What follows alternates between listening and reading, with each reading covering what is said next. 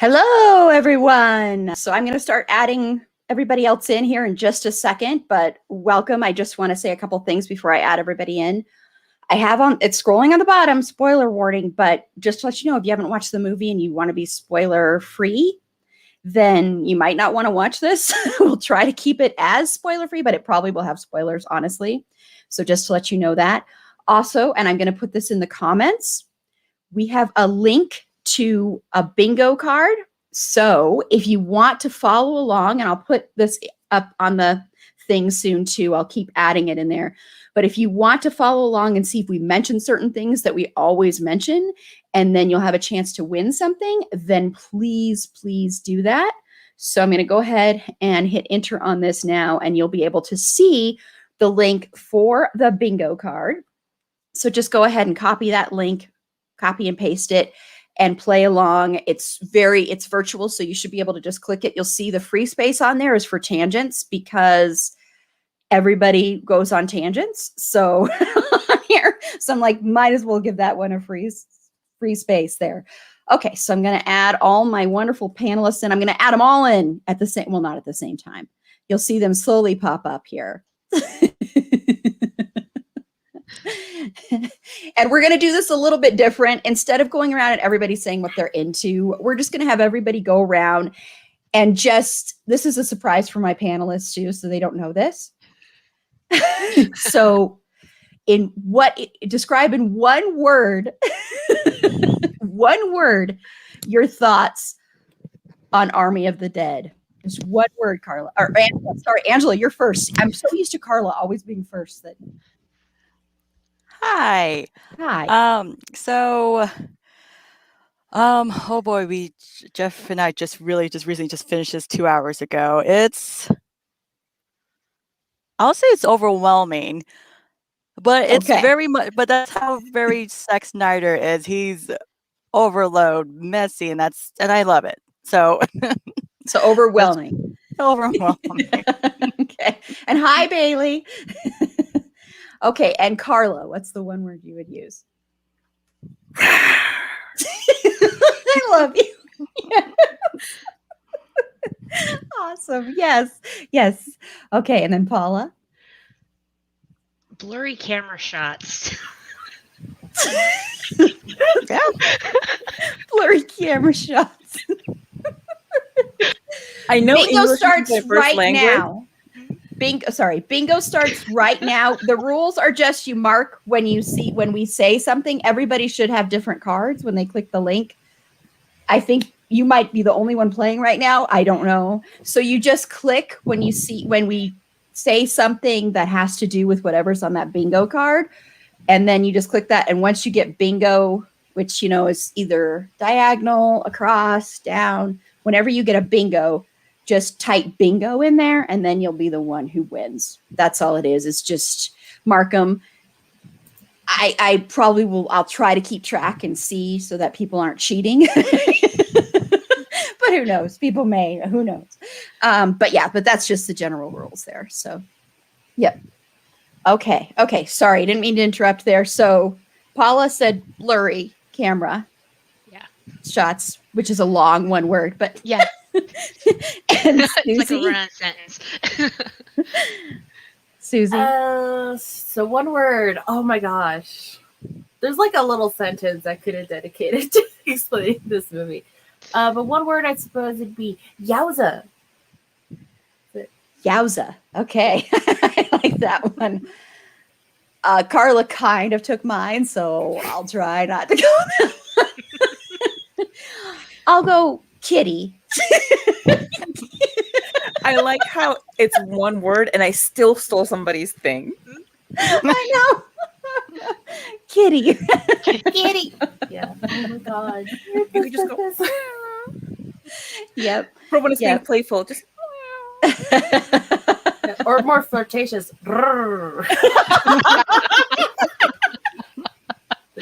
Spatter. Spatter is the word Bailey uses. Spatter. That sounds like a spatter. Yeah. So while you're joining, if you get to this part, go ahead and put what your word would be. And I'm going to go ahead and also add on here a little bit of a little note that remember, if you want to play bingo, feel free to play bingo. I'll just keep putting it in the chat. That's the bingo link that I keep putting in the chat, everybody. So feel free to play along. It's the first time we've done that. I don't believe we have said a single one of the things on there yet. So except you do get the free space is tangent. So you can go ahead and mark tangent, Bailey, or anybody else playing, go ahead and mark tangent on there. Okay, so let's get into talking about Army of the Dead. And we already said one word to describe it, but I want to know in just a couple of brief sentences what your overall feeling was, if you enjoyed it, didn't enjoy it. Angela. The thing is though, I actually am one of those weirdo that actually like Zack Snyder movie. Mm-hmm. So, you know, he always gets so much shit for, and you know, because of DU, and that's another story. Again, I'm a DU fan, so whatever.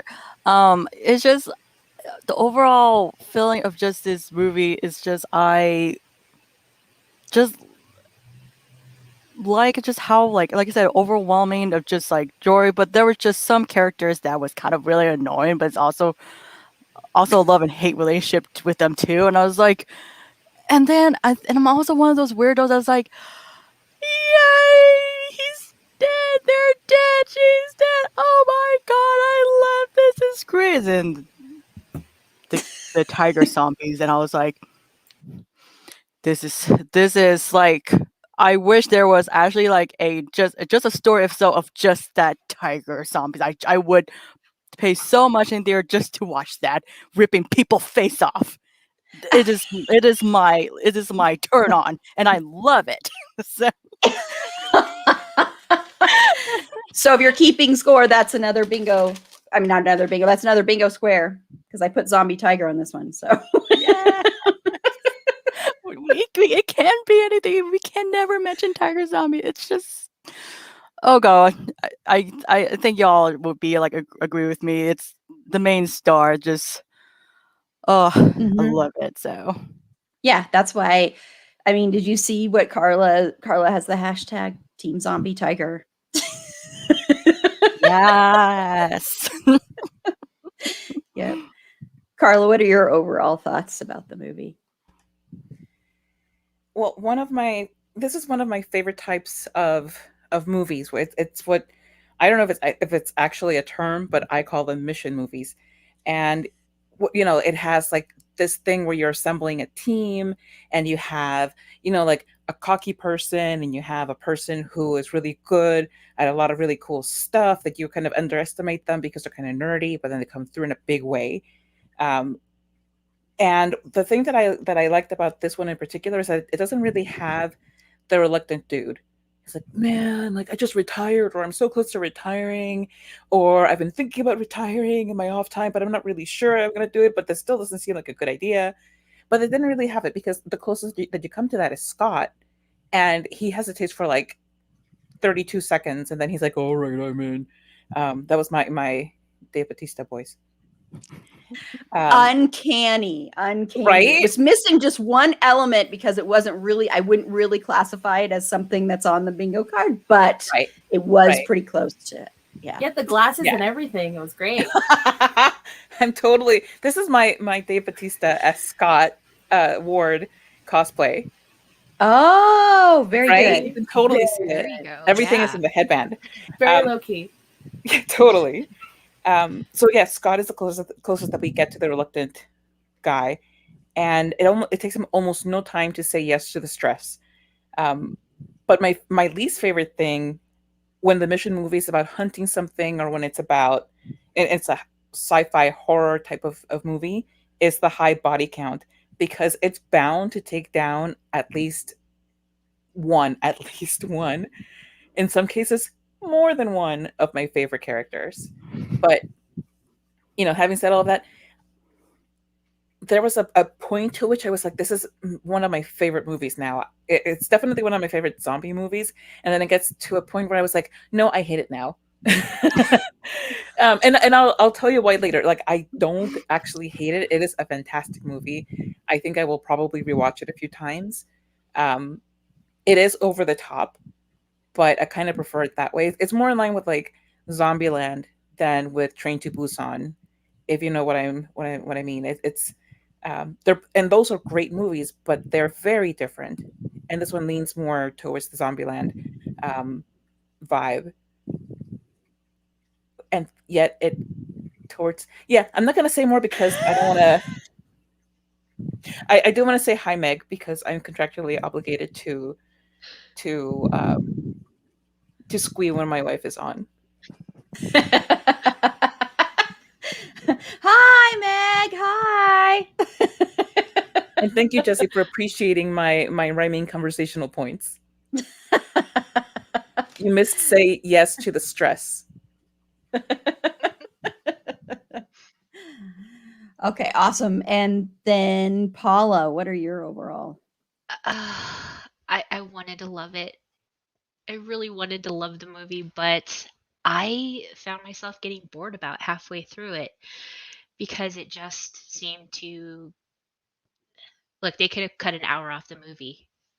It was just too drawn out. The action was great. The action sequences are great. I would have loved to have seen more of the zombies. You only got a few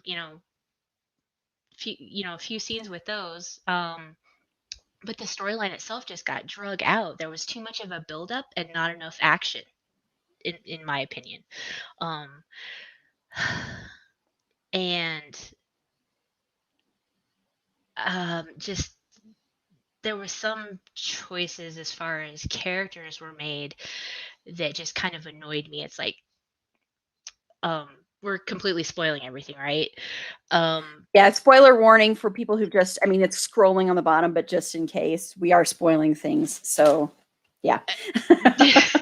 there was a couple of choices when they were putting together the team that just made no sense to me. They're putting together this team, and I said, it seemed that some of them were military people, made total sense, but then they picked a YouTuber as part of the team.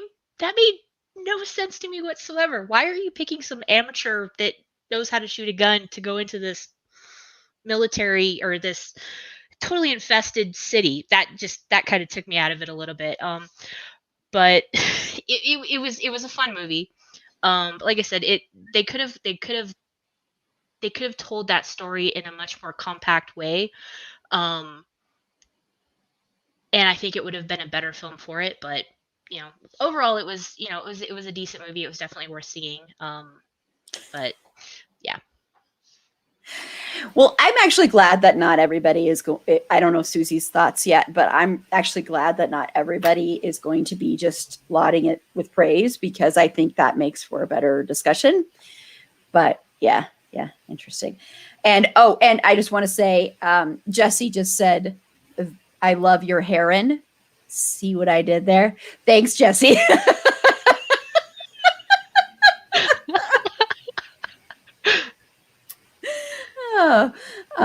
Yes, I see that little comment there, Meg. Yes, we are going to get to a mention of that because I know how that person's going to come in. Okay, Susie, what are your overall thoughts? So I think I could best, now that I can get to like the longer summation of the movie that I had in mind, is that like when the movie started and as we go through it, like my instant thought was like, this is Ocean's 11 with zombies. Like I think it would have been kind of funny, and this is just like for my own like personal fan service, but I would have kind of loved if there was like a cheeky little like a little glimpse of like a zombie George Clooney, just shambling through the ruins of Las Vegas. I feel like that would have been really like you had the tiger, you had zombie horse, which is like another thing that I loved about the film. And you had like the mentions of the Elvis and the Showgirls and the Liberace impersonator, and I feel like that would have been like a fun little like a cheeky little like a little nod. I feel that's just me being just a Clooney fan. It's just a fan of the Ocean's movies. Yeah, that would have been awesome. I probably would have lost my mind if that had happened. You'd be like, oh my god, Yeah, it's like that thing of in the Walking Dead TV show. I think that at some point they use like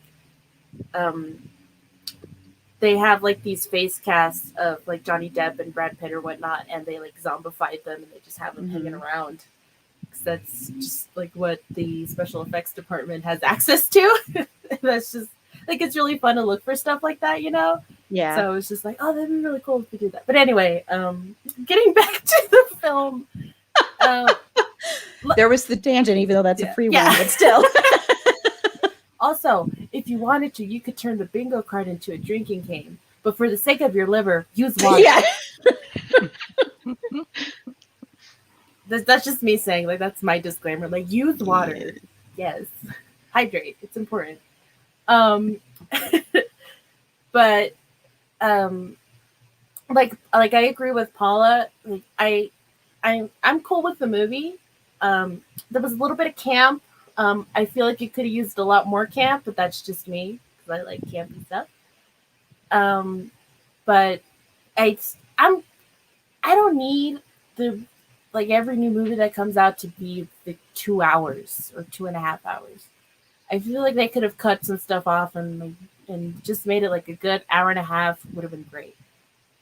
Because sometimes it does drag in certain places, and I did have to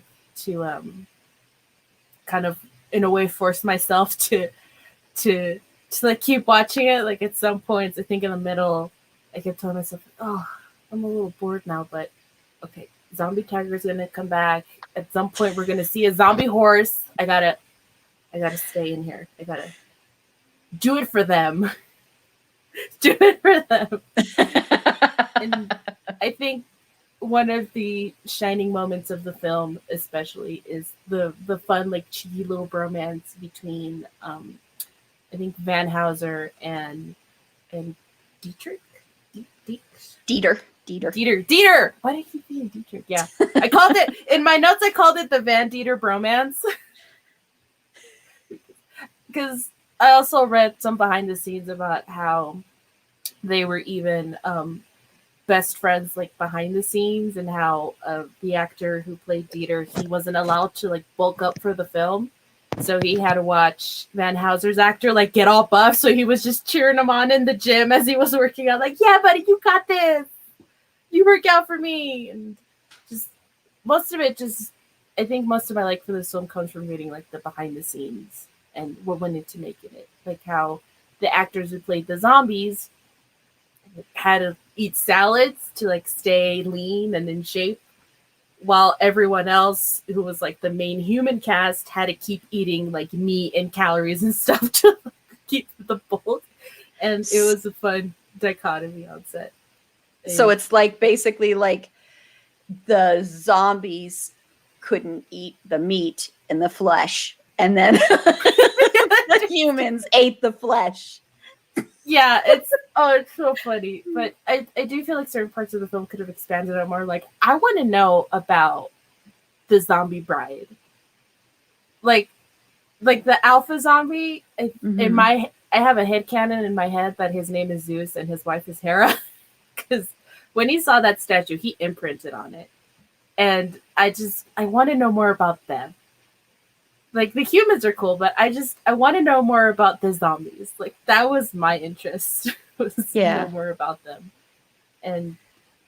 But yeah, just something about the film that also was really funny to me, and then I'm going to shut up and let someone else talk, is that BJ caused all of this.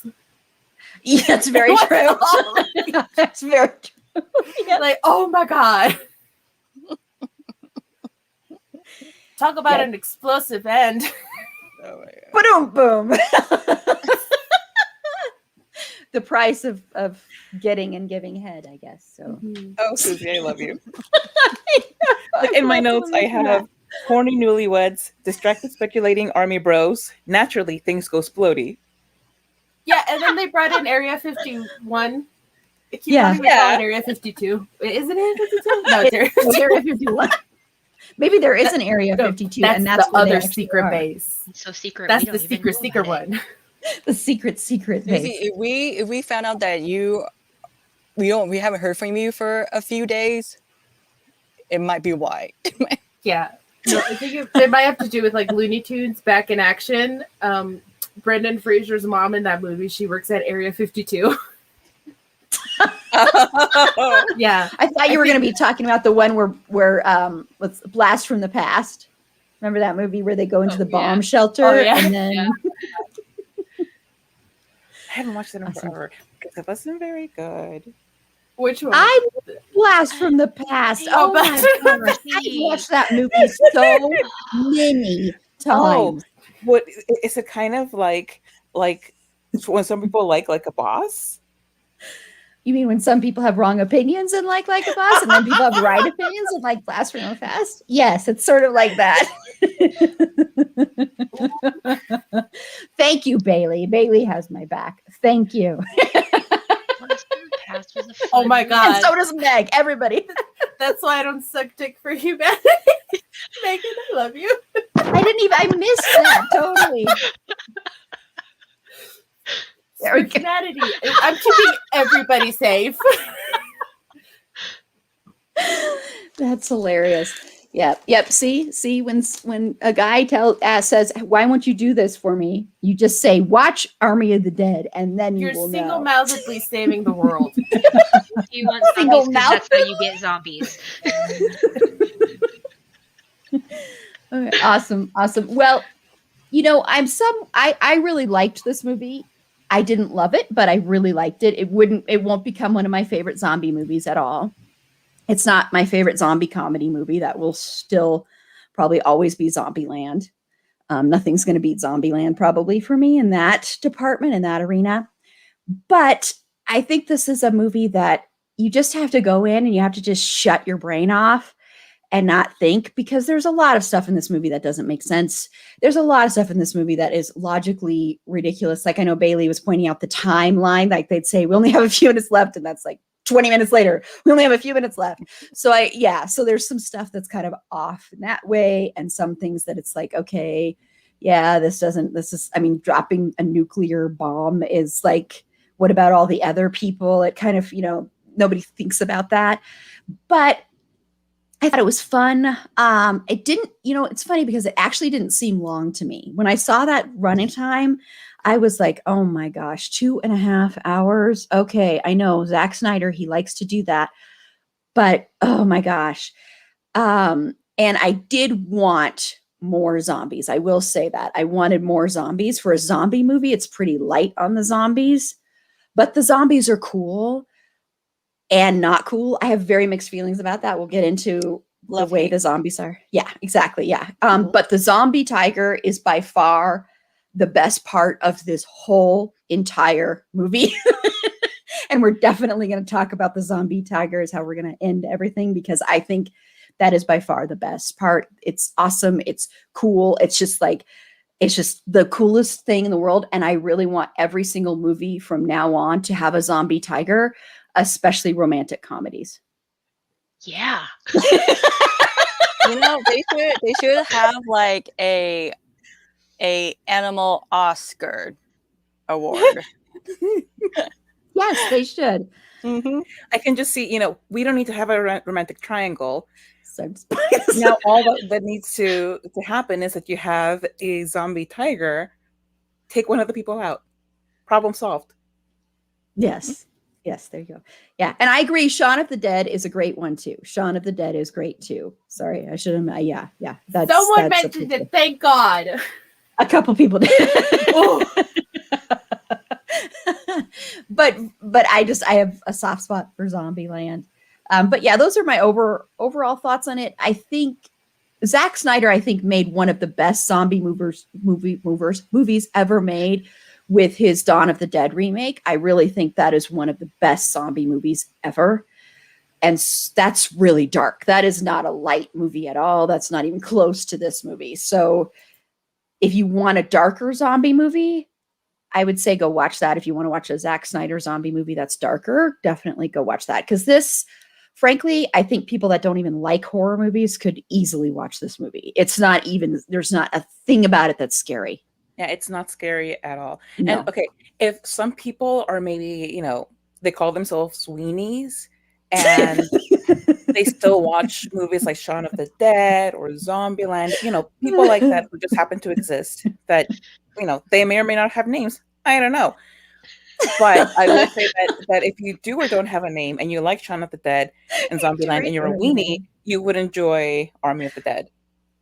Yeah, because it's not even, I mean, Zombieland and Shaun of the Dead are scarier than Army of the Dead. So I would more call this like an action movie that has zombies in it than Yeah. a zombie movie. Yeah. Yeah. And I do think the Ocean's 11 combined with zombies, I think that's the perfect way to describe this movie because it's really much more about a heist movie with this big, huge obstacle of zombies thrown in. So that's really what it is it's like a bank heist movie.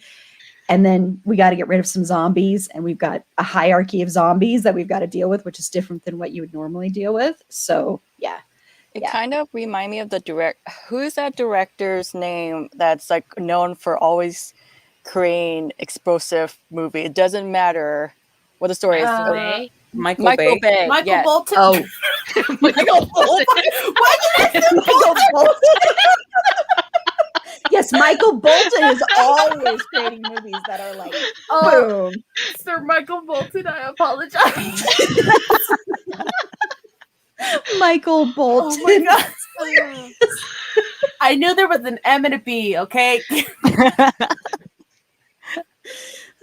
Michael Bolton. I'm just picturing Michael Bolton maybe writing a song where it's just like with the everything music video explodes. directed by Michael Bay. Yep. Yes. Yes, and starring Michelle Buteau. I love it. I'll be intrigued to if Michael Bay and Zack Snyder make a movie together. I can only imagine what that's gonna be like. Wait, did you just say if Michael Bay and Michael Bolton had sex together and made a Yeah, movie? that's what I was like, Like, is this happening? Kyle from that union would be an interesting person. I'm like, is this something that's actually happening? Or I'm not even close, Aaron. I was basically saying Michael Bay and Zack Snyder. and Zack Snyder. But You if gotta you throw want in to, Quentin we can talk about Tarantino, too. too. We can talk about that too if you want about Michael No, that's Bolton. okay. That's The okay. movie would be 6 hours long. That That's 2 counts, hours for fanfic. each director. 6 hours? No, 10 hours, 24 hours. What are we Alright, talking fine. about?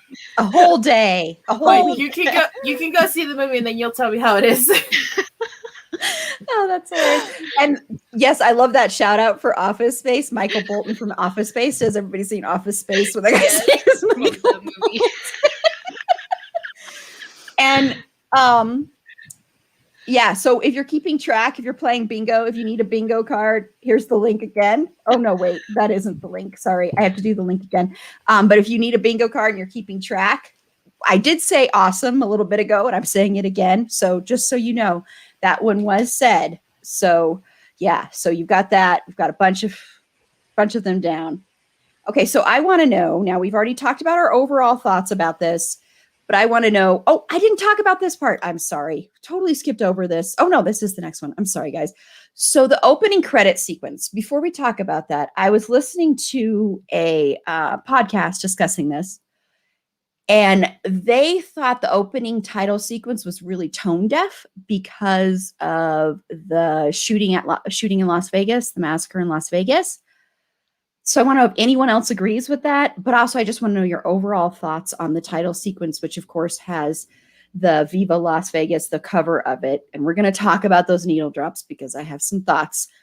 But it has that cover, and then you're just seeing kind of the evolution of how after that BJ, the whole world goes to hell in Las Vegas at least. And you see how that BJ all this too. kind of goes down. So Angela, what did you think about the title sequence? Like the beginning, like how The beginning, like how it all entered and how how Las you got the title Vegas sequence. lost their life over With- a blowjob kind of thing. No. The title Oh. sequence where it goes like who stars in it, and it's in Oh. Vegas, and the song is playing Viva Las Vegas. I actually do like how it's.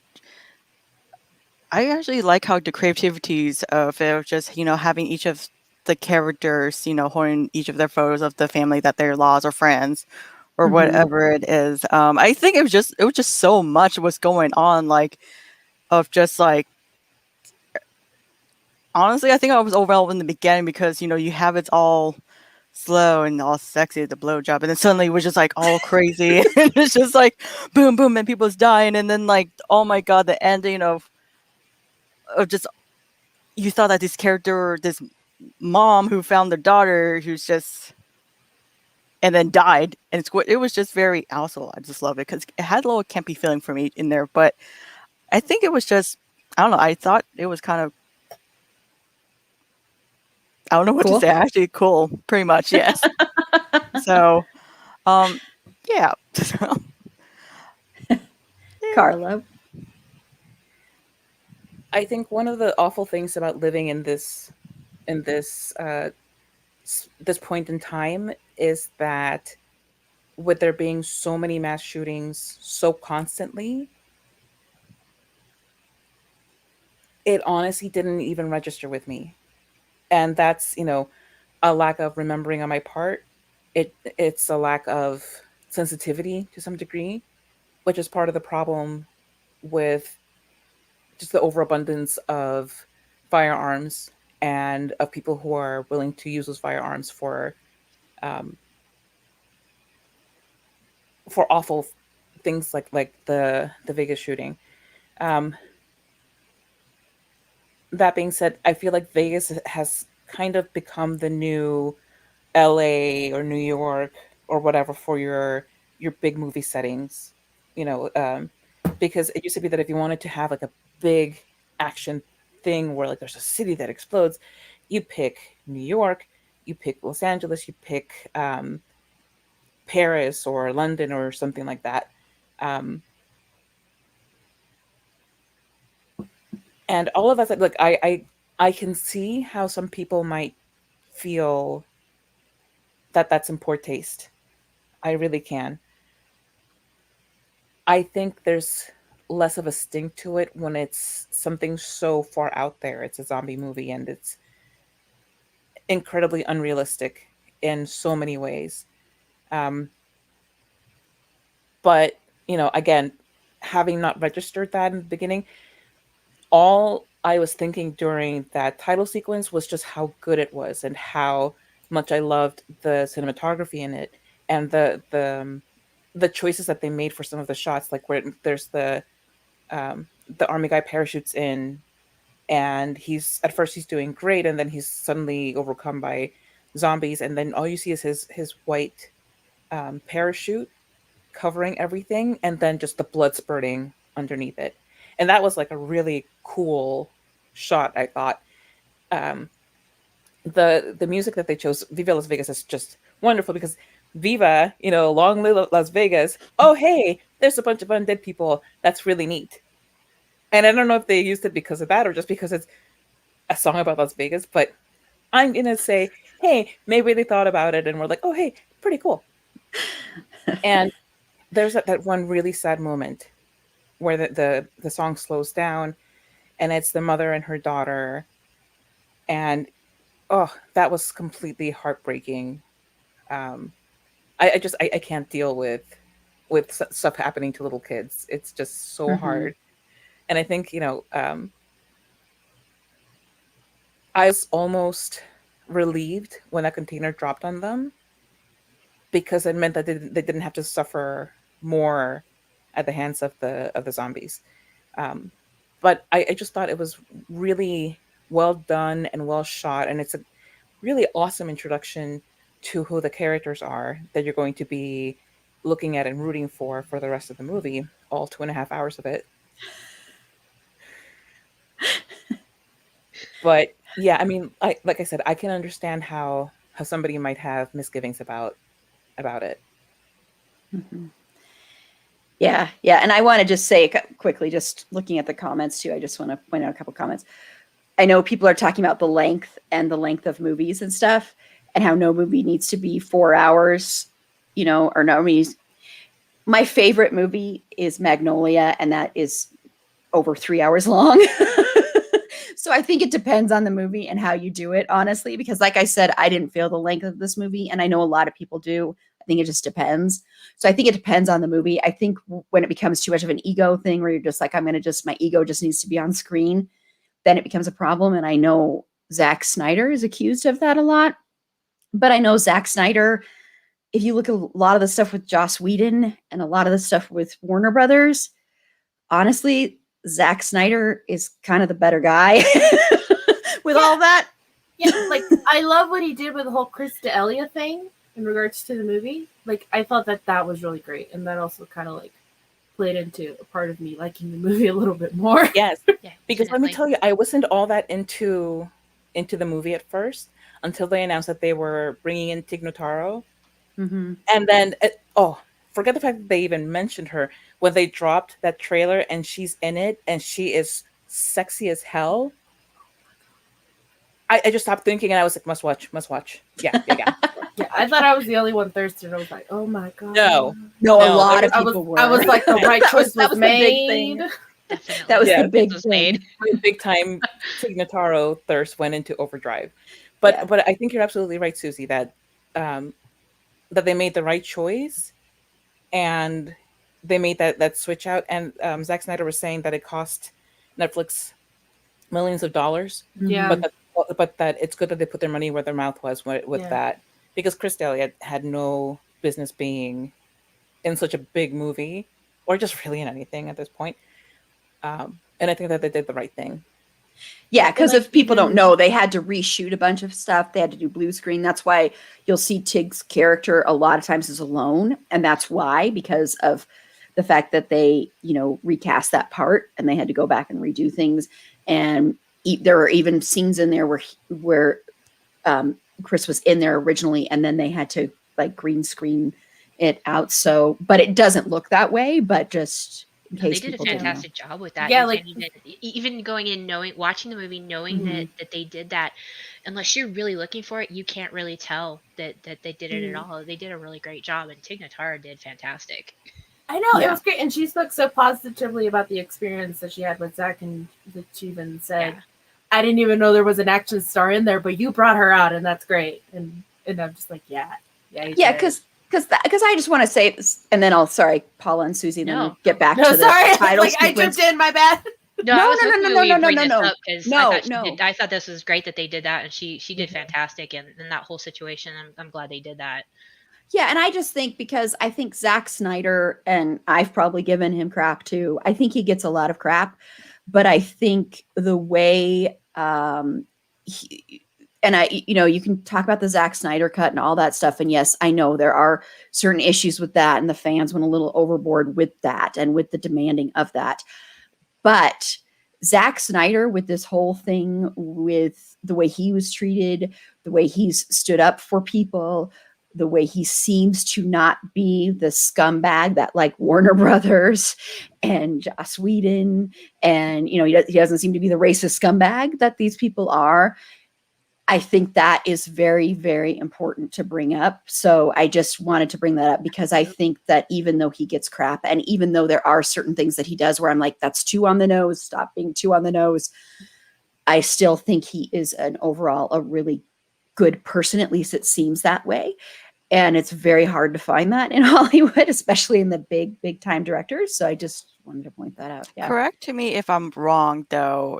Zack Snyder I think, and I'm sorry, my brain is all scattered these days, though. He's the one that, took a break because, he lost his daughter to suicide, if that's who That was it, right? Yeah. was that? Yeah, that was it. Yeah. That's Yeah, yeah, but- the Whedon cut of Justice League and not like Yeah. Yeah, But the so- way Joss original. Whedon came in there, and he with the whole Ray Fisher thing, and he basically just because Ray Fisher and Zack Snyder, from what I understand, had been meeting together and talking about the character and designing it, and Zack Snyder knew how important it was because this was going to be a Black superhero and how important that was. And Joss Whedon didn't care about that stuff, and Warner Brothers didn't care about that stuff. And so when Zack Snyder left, and yes, it was because of a very, very sad, traumatic loss. But when he left, the vision changed and it became a very hostile work environment. And Warner Brothers didn't do crap about it. And that's why it is kind of cool. I haven't watched it, but it's cool to have that cut out there and to have the actual vision of the film of what it was supposed to be. And I know how much that meant to Ray Fisher too. So I really think Zack Snyder deserves a lot more respect than he gets. I mean, I know you like him, Angela, but I think he deserves a lot more respect than he gets simply because of this, because especially right now, that is so rare, especially from a cisgender white male. I mean, that's even rarer. So yeah, so I'm glad that I'm glad I wanted to make sure we got that in there because Yes. So thank you. I didn't want to, I was sorry. I was gonna say I didn't want to, but I just now just talking about the whole Carla talking about the scene with the mom and the daughter, and now thinking back with all the movie with daughters and father relationship, it kind of, I don't know if you felt it, but now I thought about it, it's like this whole if this is part of it, if it's going through that emotion of losing his daughter. If there's like, I feel like, because for me, it was a lot of emotion roller coaster for me for watching this whole movie, but I just don't know, if you guys felt maybe that was the reason. But I'm sorry, we can talk about that later. No. I think that's. I mean, that could very, very well be the case because there is a lot of, and I'm glad you said that because that makes me view those deaths a lot differently. Because I have to say that was one of my issues with the movie, but with a lot of man pain. Losing women for causing man pain, which is a thing we talk about a lot on here. Mm-hmm. But you saying that makes me view it differently because I can see that might be why. And that's probably why we'll get into it here shortly when we talk about the ending. That's probably why he had it end the way it did between the father and the daughter. That's probably why, as a different healing mechanism. I don't know Zack Snyder, so I don't mean to get right into his mind, but that could be why that happened. That's so many instances of families losing each other from the very beginning with the container dropping on the mother and daughter to Scott losing his daughter because of what they went through and them not addressing it together. You have Geeta separated from her children to try and save them from this camp where they are. And let's not forget that the alpha zombie loses his child too when they kill the zombie I queen. have so many questions about that. Yeah. Oh yeah, I know. Like me too. How? I have how like does that pages happen? upon pages of notes about that. I will get to. But that's it just ties. There are so many different types of losses among families because certainly everybody loses somebody when somebody dies in a movie, but there are so many instances of it being a parent and a child and some separation that comes in. You have even that horrible guy who Cummings, when they're sacrificing him to the zombies, he's like, "Please, I have a mother." That's another call back to that familial tie. So I think that there must be something to it. Like I hadn't thought of it in that way. I hadn't but either. That you brought it up, Angela, that makes a lot of sense. Mm-hmm. Yeah, and it makes me appreciate it more, and it makes me think of those deaths differently. So thank you for bringing that up because that does make me think of that differently. Yeah, thank you. And I want to just say thank you, Meg, and thank you, Jesse, because Meg is like, I love that I haven't even seen this movie, and I'm still really enjoying this conversation. And then Jesse said, every time I watch you ladies, I feel my emotional intelligence go up. So thank you for saying that. And yeah, I want to thank them also for praising me because they said nice things about me earlier, and I just want to acknowledge that and how correct you are living your lives. Good job. Thank you for praising me. I love it when you praise me. Well, yeah. I love that. Was awesome. And yeah, Bailey's. When you get the people's love. And like Bailey said, the familial loss, I think, is what made her care about the characters. So yeah. Oh, and now Carla has her own hashtag. Carla is our queen. To call back to but to do like a call out to The Road to El Dorado when they're singing the "It's tough to be a guy when you get the people's night. I don't know Like what. that's all I'm hearing in my head when it comes to you, Carla, and I'm like, yes, I'm digging this. That song's a jam, and you're a jam. I could be so many worse things, so I'll take that. I mean, you're delicious and sweet. What else is there to say? Awesome. Yeah. Yeah, so there's another awesome, even though we already had it before, there's another awesome. Nope. Yes. I don't know where we are on the bingo card, but I'm pretty sure we are only like about 5 in there or something. Okay, and I still want to hear from Paula and Susie about your thoughts on the opening title sequence, because I also have my own thoughts on it. So Paula, did you like the opening title sequence? Yeah, I did actually. I actually really enjoyed the opening sequence. I really liked the music choices that they had in the movie. That's one of the things I really did enjoy. And like Carla said, I didn't even think about the impact of what the Las Vegas shooting would have, Mm-hmm. what that would have been. I didn't see a comment about that until later. I think unfortunately we've been so desensitized to that kind of thing that those things don't register to a lot of us, unfortunately. But like Carla said, I can absolutely understand how some people would be upset by that. Unfortunately, as well, all too often it's become a fact of life anymore, and that is a horrible reality for us anymore. And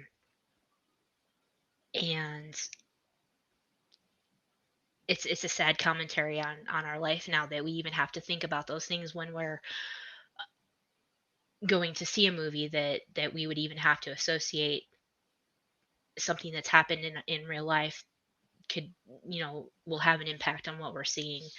um but um but I did enjoy the opening sequence. I did think that it was really well done. The moment with the mother and daughter was absolutely heartbreaking, and I think that was probably the most emotional I got in that whole movie was that scene when they dropped that container. I just Mm-hmm. that was hard to watch, but yeah. So Yeah. And Susie, your thoughts on the opening? Yeah. Overall, I really enjoyed the opening. I think that out of everything in the film, other than the tiger, it was like my favorite part, and I feel like that itself could have been a movie on its own. But it's just like it never, like even before you even mentioned it, it never even registered in my head about what like the implications of it having that kind of like situation, like the shooting and then the shooting in Las Vegas, and how that can really like hurt someone who either is a survivor of that or knew someone who's in it or someone who was even affected by it in any way. And that it never even registered in my head because I mean since then it's a sad reality of the world that we live in that those things keep on happening. And just from the constant news that we get of it, you just keep getting bombarded with it, and then we become desensitized. And yeah, it's at the forefront of our minds for like the time that it's covered in the news and maybe a little bit afterwards. But even after that, it also becomes lost in the news of like another tragedy or another horrible thing that happened, and that is like very heartbreaking. Mm-hmm. And I'm gonna admit with the scene with the mom when we first get like the suburban mom with the pearls and the pastel pink sweater with the machine gun just gunning down zombies, I cackled. I was laughing my ass off, and I'll tell you why. Because my brain is like an infinite internet browser of tabs that are open at all times. But when I saw her standing there with that gun and those pearls on, I immediately thought of like in Tumblr like 10 years ago. Someone had proposed an idea of a video game where 50s housewives kill zombies whilst decked out in like their Sunday finest with their pearls and their gloves and their I wonder if Zack Snyder saw that or something. and like I don't know, and I instantly thought of that, and I was like, could this be like a reference to that, or am I just like, or is my brain just so full of crap that I'm just like, I just pulled stuff out there instantly, and it's like, okay, correlation, there we go. And then That's like fun. it takes you through such highs and lows of her story, like her saving her kid from the zombie horde, and then her finding her kid's sweater and coming to terms with the fact that she's probably lost her, and then her finding her again, and then them going out together. It's just like, oh my god, I feel like the movie should have been about them. Like, I was more invested in that story. Like, granted, Dave Bautista did a really good job, but like, I don't even know this woman's name. I don't even know the name of her kid, and it's like that story really affected me, and I was just like, no, you can't. No, they're so close to making it. Why did they make this to me? And it's, oh god, it's heartbreaking, and and again, I'm in a way I'm kind of glad that they went out the way that they did. Like, they had found each other, they're together again. At least they're going out together in somewhat on their own terms, but just like, I'm gonna stop before I start crying, because I'm gonna start crying like before I get too into it. But Well, they just to, they like, are making. to derail, I really enjoyed the opening sequence. It was fun, especially watching Vander with the demo saw, just mowing down zombies with it. That was really silly. Yeah, that was a pretty cool little weapon of choice. Yeah, and hi Panda. And then they are making, like, they are going to be making prequels. They have other things in the work. There's going to be, I think, an anime series. Yeah, they made. There's all sorts of different things that they are going to be doing. So maybe we'll get to see that story. I like this zombie tiger. I like this one. This is what I want to see. Zombie tiger. This is Las Vegas, the movie. Yeah, that's what I want to see. And then also this one would be a good one. Yes. yes. Oh my god. Slayford Wives. You. Yeah. Right? Yes. Yeah, Jesse, you're coming up with the best titles here. Yes. Halloween 2021. Slayford Wives. Halloween 2021. Yeah. So we have to get on that then. Yeah, no. I'll do that. That'll be my Halloween costume. I'll just show up like, oh, I I went out to mow some heads. To mow some heads. I don't know. I couldn't think of a pun fast enough. I'll think of it later. Meg keeps putting stuff in the comments that she's trying to get to say so that the bingo card gets filled. I wanted to mention that. Oh, what's no? Because I'm trying to make them come natural. Yeah, me too. I love you, Meg. I was gonna say that. I was gonna say, like, I'm gonna try to help you get the Stop bingo trying to game on the the system, card, Meg. but also like have it come naturally. No, but no, yeah, they're making the anime style series is called Army of the Dead Lost Vegas, and the prequel, which I think is more about Dieter's story, is called Army of Thieves. Yeah, I think that's already what it's called. Yeah, that's already I'm pretty filmed sure and that's what it's everything called. too. I think they just wrapped up filming as well. Yeah, and he said he already has tons of ideas, which I'm sure he does. I would not be surprised if he wants this to be like a series maybe he could of put like some 20. of them on Shudder. Okay, that felt a little bit more natural. Okay, so Shudder's been Doug. mentioned. Oh, and Jesse's just copyrighted his names here. So just so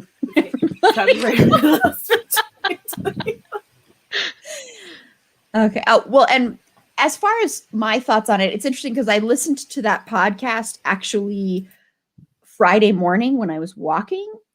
And so I already had it in my head that because they were saying how it could be very, we've got a bingo. So Bailey has bingo. Okay. So Bailey, you have won the Supernatural magazine. I already have your address because of our trivia night.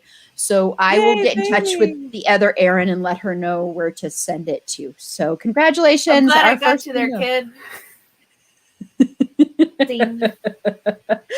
Awesome. Okay. Yeah. Thanks, Susie. But even though I had that in my head, I actually, when I was watching that, and I don't know, maybe it is because of that desensitization, but it didn't strike me as tone deaf. I actually really love the title sequence in this movie. And I agree with Susie, next to the zombie tiger, it's my favorite thing in the movie. I think it's so well done. And I love that the title cards are all pink. I don't know why, but I just thought that was such a great color choice to use. I have different thoughts on the music, and I'm a music person, but I have a different opinion on the music. But I liked the music in the title sequence. I liked that version. I thought that was really good. But I do have different thoughts on the way it's used throughout the movie. And we'll get to that in a minute because I think it's a little bit, yeah. But I thought loved it was it. It reminded cheesy, me. but I loved it because it was cheesy. Well, the cheesiness isn't what bothered me. I'll get to it. But yeah, but I thought it was a really good opening title sequence because it took you through everything that happened in a really quick span of time. It kind of, in a way, reminded me of Zombieland a little bit in that title sequence. It's a little bit like that, except for maybe not quite as much like that. And also, I think having the color scheme be pink is the Vegas. Yes, it's very much Vegas. Yes, Jesse, that's very true. It's very much fits in with the Vegas theme. It fits in with the cheesiness of Vegas. It fits in with the cheesiness of the music. It fits in with all of that. And the fact that I think there's seriousness in this movie, but I think it's also meant to be kind of like a video game in some ways. So I think that's part of the other reason it was done like that. And then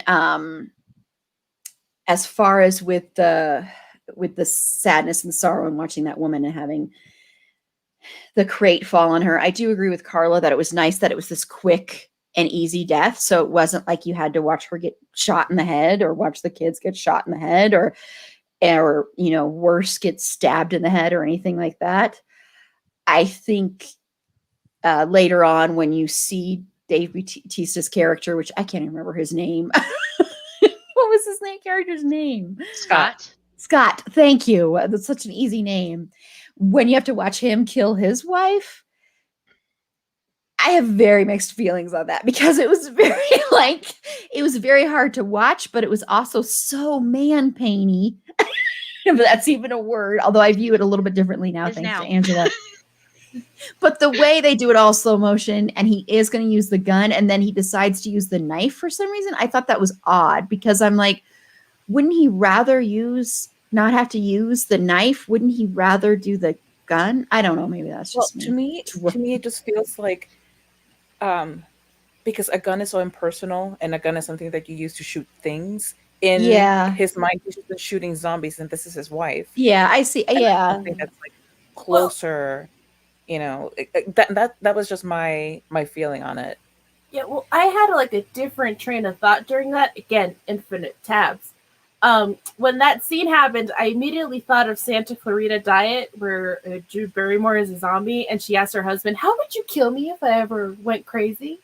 And he tells her, he's like, "Oh, I don't know, I'd smash your face in with a bat."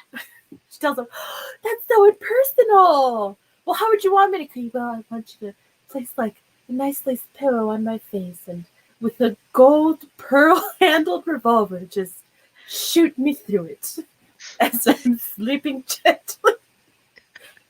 He's like, "That's what you want?" And then I thought of that, and I was like, man, should have used a gold pearl-handled revolver. Like, that was my thought. And I was like, oh my God. But yeah, like, wouldn't you wanna? But even when you get close enough, you're running the risk that she's gonna bite you too. I don't care how skilled you are. Yeah, but you know what? I think that's something that might have been running through his head. Like, I'll take the risk because I feel like that's like a big brain fog moment. You're about to put down the love of your life, presumably. Mm-hmm. You're deciding to do it in a much more personal way, and in a way, maybe there was this thought of like, I'd rather go with you. So maybe there was just like a lot going through his head, and that. Yes, definitely man painy, and there are so many man pain moments in this film, but that one was more okay to me because of that level of personal of just closeness of intimacy, because it's more intimate than just pointing a gun at somebody and Yeah. Yeah, well, no, see, everybody's making me see things that I had issues with in a very different light. So thank you, because while I thought it was well shot, and I actually thought, and we'll get to the characters and the performances and stuff, I actually think Dave Bautista is really good in this movie. And so I thought he was really good in that scene, and he carried that emotional weight, and you could tell how heartbreaking that was for him and how hard that was to do, especially knowing that his daughter is right there and his daughter's going to have to see him do that. And later on that he's been thinking forever that the reason their relationship is strained is because he had to kill her mother, and how hard that is to carry that guilt around when there was no other choice there at all. I mean, he had to do it. Otherwise she would have killed both of them and they all would have been zombies. But in his head, it's like, I failed as a father. I failed as a husband. So now that you say that, I can see that. And he doesn't really look so much when he's doing it. He kind of does, but he kind of doesn't. So I get what you're saying. Yeah, that makes more sense. Yeah. And so make sure to make this hat for Jesse, Susie. Okay. Yeah. Or beanie. Beanie. Oh yeah, beanie. Sorry. Yeah. So, okay, cool. Well, let's move on to the music. I want to talk about the music a little bit lighter here, because this music features a lot of covers of songs like the one that made me roll my head a little bit. Sorry, Zombie by the Cranberries. Of course, because of course you're going to have that in a zombie movie, which I don't know why you have to have that in a zombie movie, but you have it. And then, of course, other covers like Bad Moon Rising and all this stuff. And they're all the slower indie rock covers, which this was a thing. Honestly, this was a thing they used to do all the time, was those covers of these, faster songs. And they'll do a more of an indie pop cover, an indie band cover. I mean, not indie pop, indie band cover. And it's more slow version of it. So what did you think of the musical choices and the needle drops overall, Angela? So I am not much of a, I guess I'm not much of I say like a music person. I mean, I do recognize, the Vegas music song, because, that's the classic one, but the other ones, I haven't really,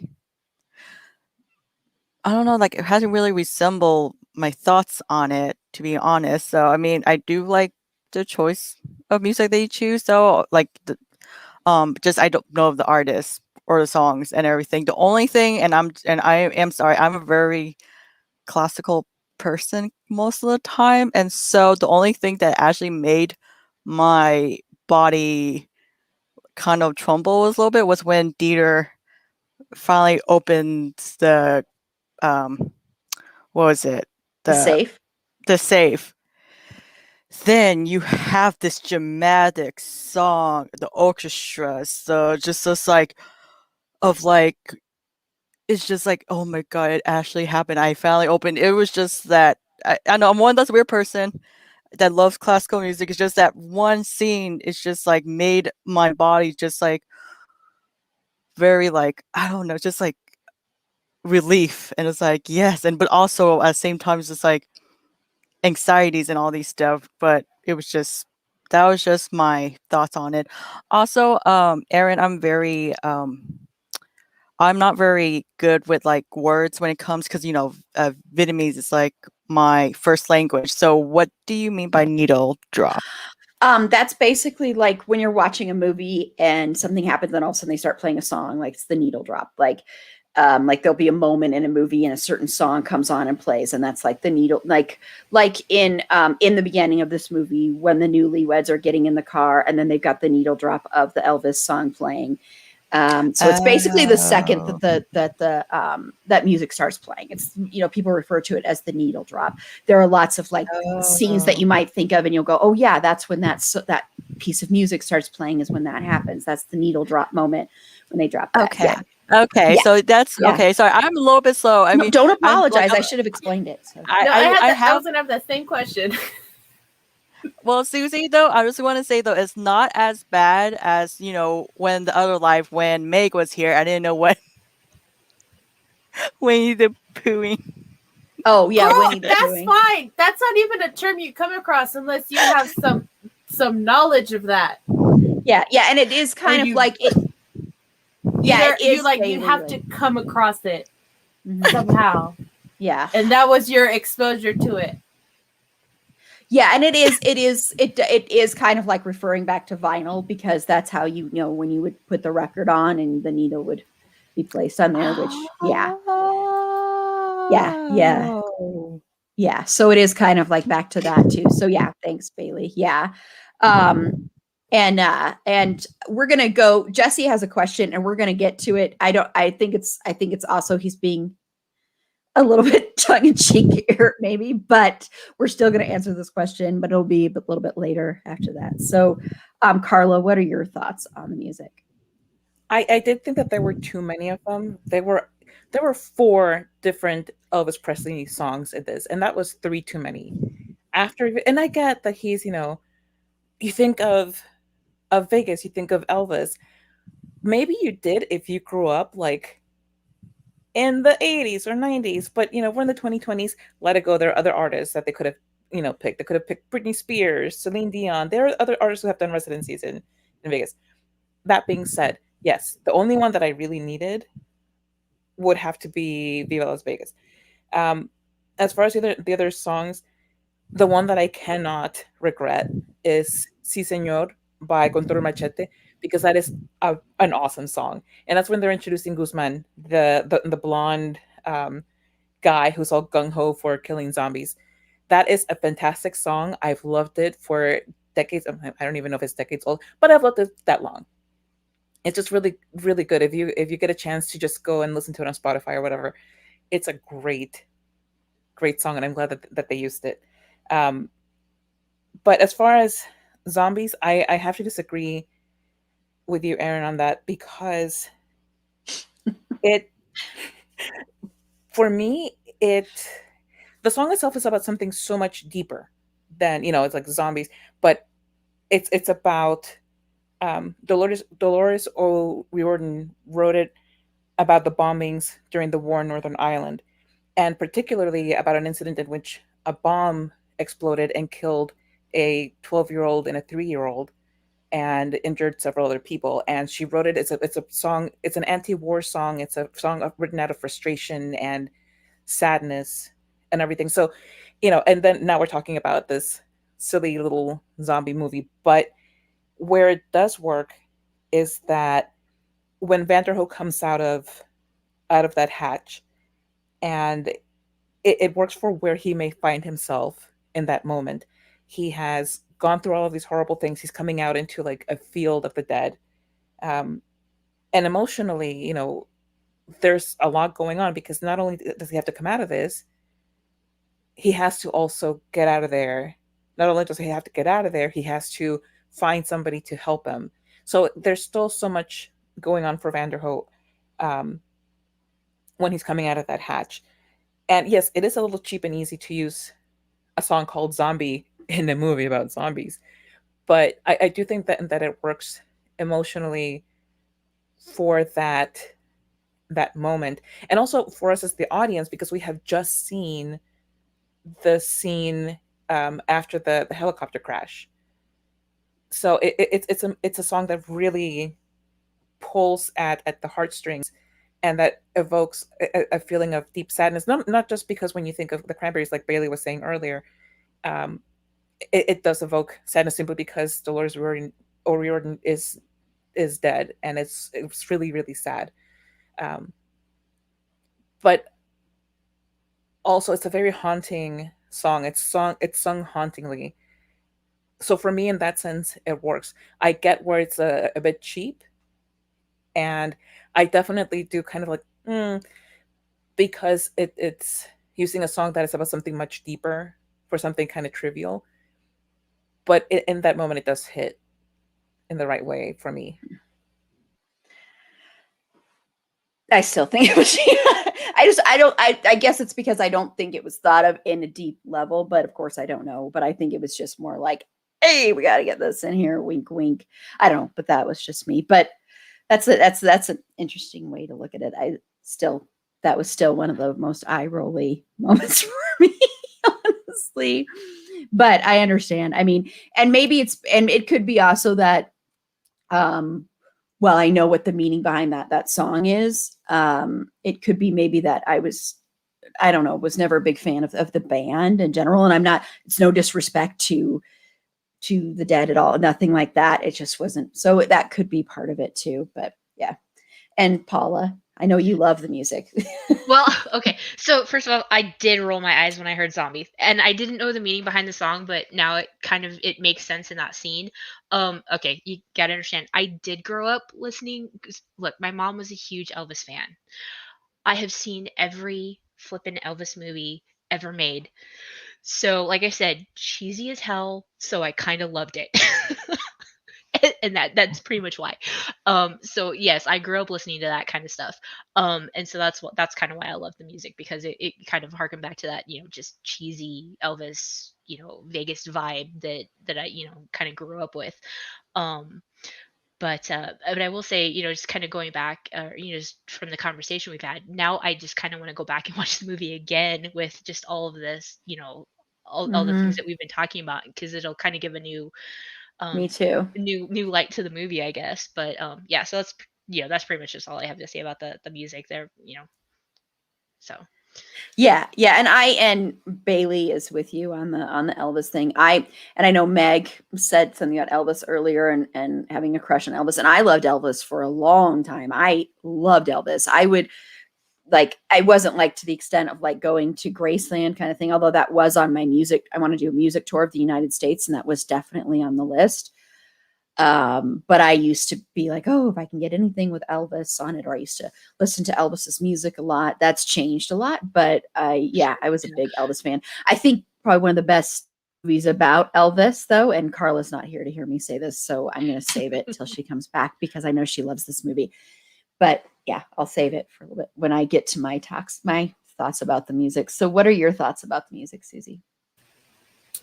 Okay, so for the film being set in Vegas, there was a lot less Elvis than I expected. Because I thought, like, oh my God, okay, you just have to get with the reality that it's probably just going to be a bunch of Elvis songs, maybe a couple others, but since it's Vegas, it's mainly going to be Elvis. Okay, and I was like ready for that. I was stealing myself. But no, there wasn't as many as I thought. There was still some in there which are obvious, like nods to Elvis and the whole thing. Because if anyone has ever seen Looney Tunes Back in Action, that movie is like just right. There's just a small section of that movie that takes place in Las Vegas, but the Elvis heavy songs are like, oh my God. Anyway, besides that, going back to this, I thought it was pretty good. Most of the stuff was very like, just right here, just right there. 2 on the nose. Yep. 2 on the nose. Just a scotch. But with the cover, the acoustic version of Zombie, I didn't know like the backstory behind it, but now knowing that, it is very interesting. It will be very interesting to like revisit that scene and kind of like get maybe the implied deeper meaning behind it, especially since it's more slowed down and a lot more kind of like stripped in a way. But I just thought that after the fact, after the movie ended, what happens to Van, and then playing that movie while showing him, I was like, oh, that's a cheeky little nod to what happens to him later. I see what you're doing. And it's very much like, oh my goodness. But also, listen, I'm such emo trash that I was thinking of the different songs that I would have also put into this movie. Because if we're going to be on the nose, let's get it. How's about when Zeus finds his bride and is having that moment? They play Bring Me to Life by Evanescence. and it's just like right when he screams, it syncs up with "Wake me up inside." Yes. It syncs up to that, and you're like, yes. Oh my god! Either Let me that or, say that album. I was going to say really quickly that album is. Oh my gosh! I used to listen to that album all the time around this particular hard moment in my life, and it was like one of those where I would listen to it and just cry and just get all these emotions out and everything like that. So I just think that's funny. Just saying that in there. Sorry, go ahead. Yeah, no, it's just like my own headcanon. It's like maybe when they're walking through the casino or whatnot, they could have someone play "Staying Alive." Like you hear it garbled through a speaker, you're just like, Or I Will Survive, like when they're dragging Cummings off. yes. Or like in the end when they're having the big bomb moment, like over the radio of the helicopter, you hear "In the End" from either Linkin Park or Black Veil Brides, like that. Yeah. Or when Zeus, Alpha Zeus, like comes to get everyone and is like so mad and he's just staring everybody down, they can play "I Can't Decide" by the Scissor Sisters.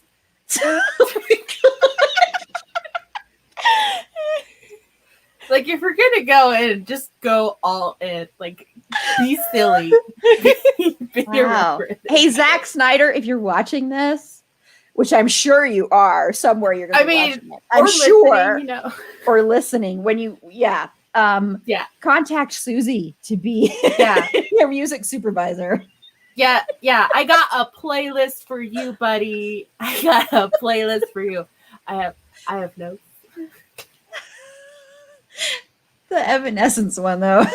Oh my god, it would be fantastic. Somebody out there make a fan video of this, okay? Just like Make that. he cups the baby and it says, "Bring me to life," and then he screams, "Wake me up!" Oh my God.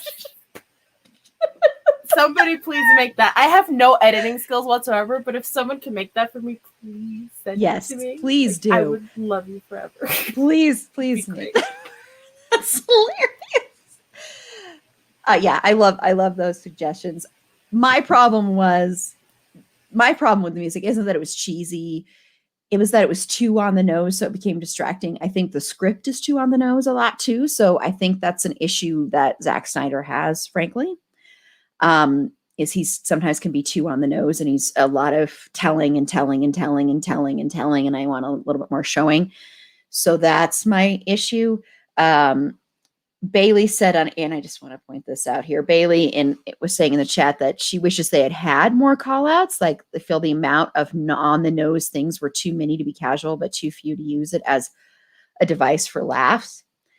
And that makes sense. And I think that's why, like, Susie, some of your suggestions would have been, because then it would have been like, hey, we know what we're doing. We're just going to go balls to the wall. We're just going to go crazy here.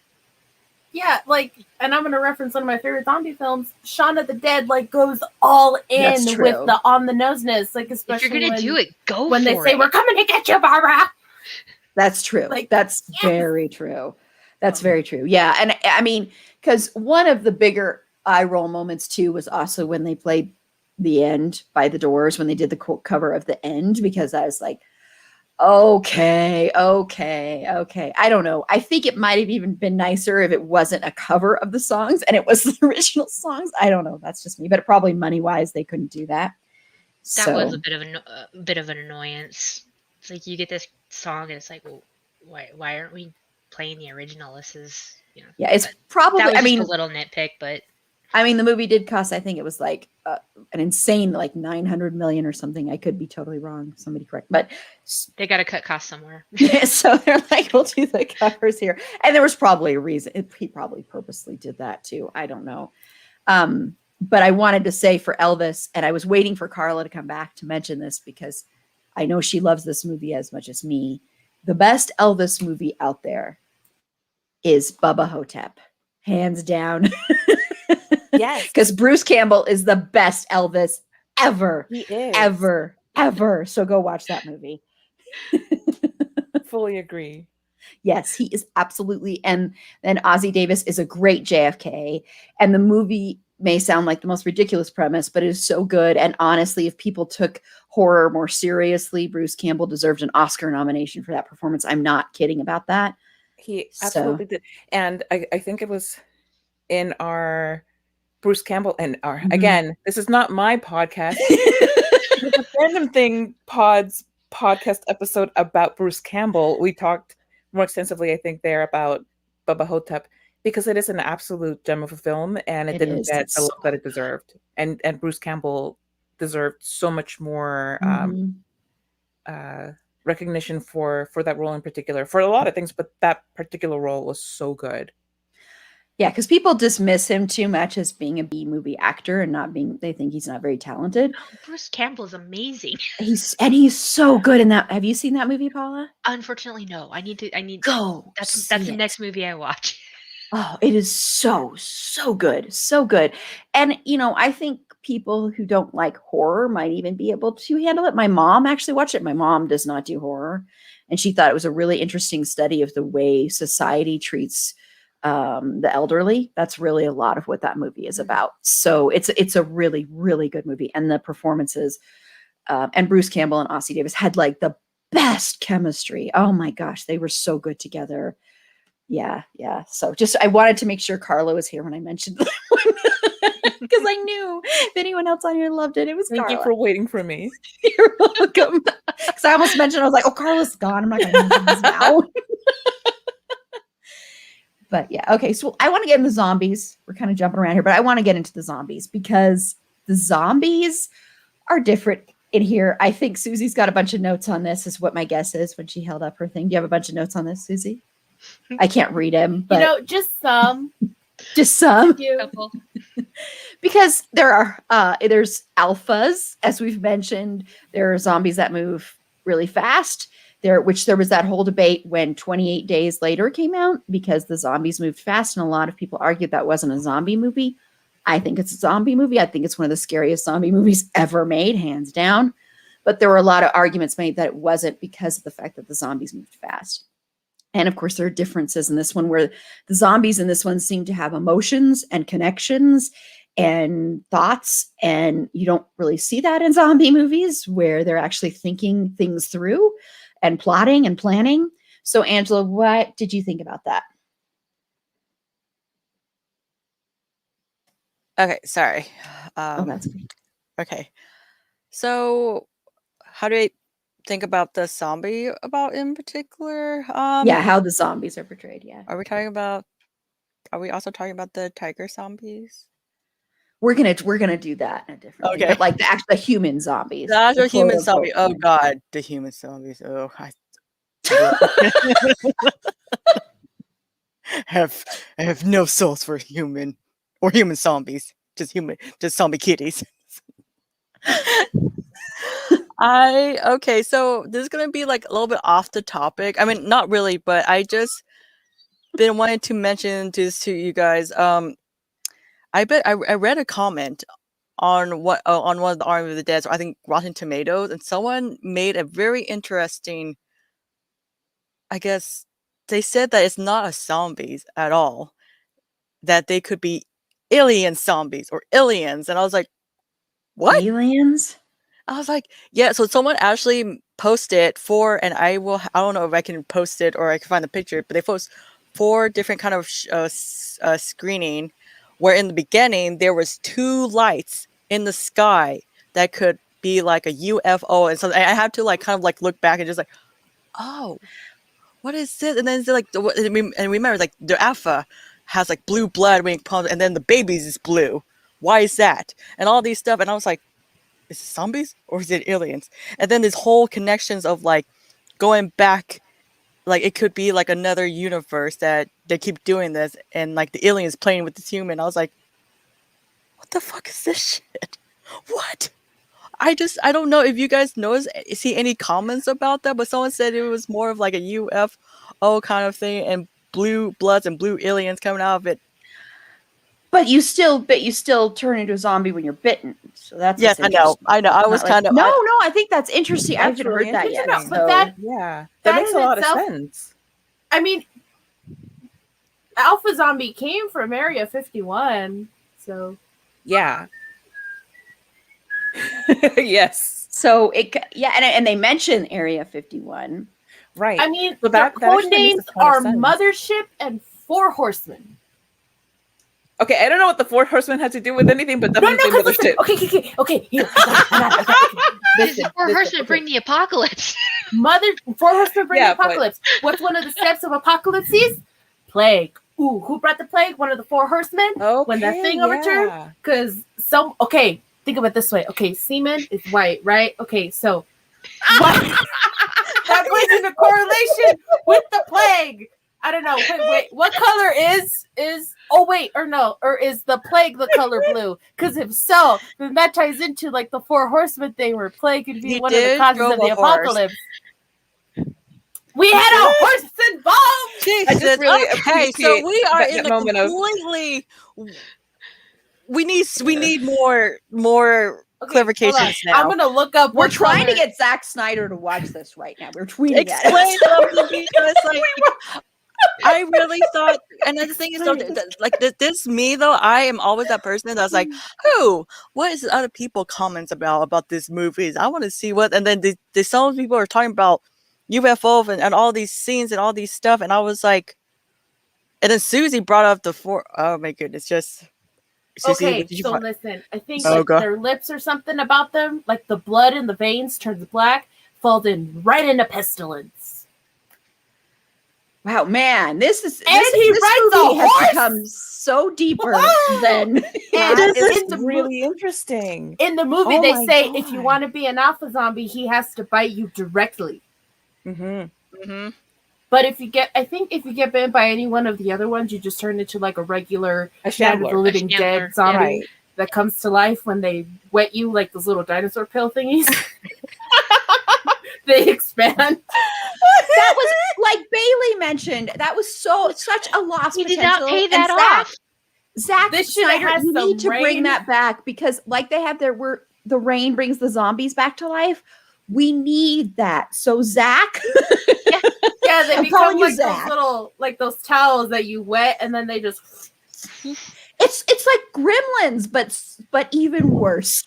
but even worse. They come back to life instead of multiplying. Which so also, again, like Dieter said, how much rain would it take? Is it just like a sprinkling of moisture, or is it like they need to be drenched?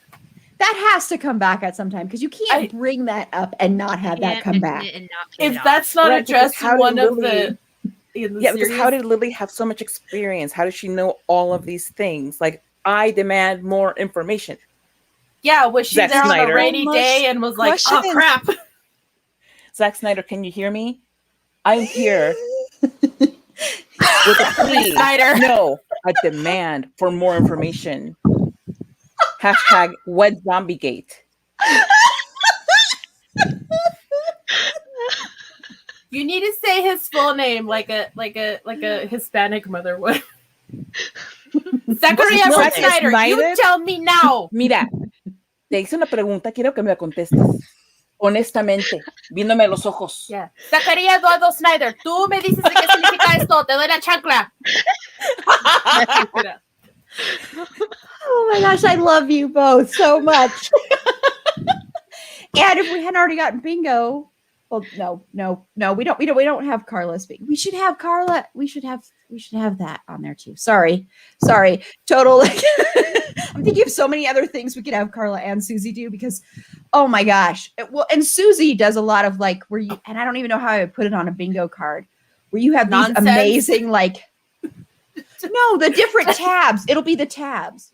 Oh yeah, brain the tabs. Susie tabs. Just like- Yeah.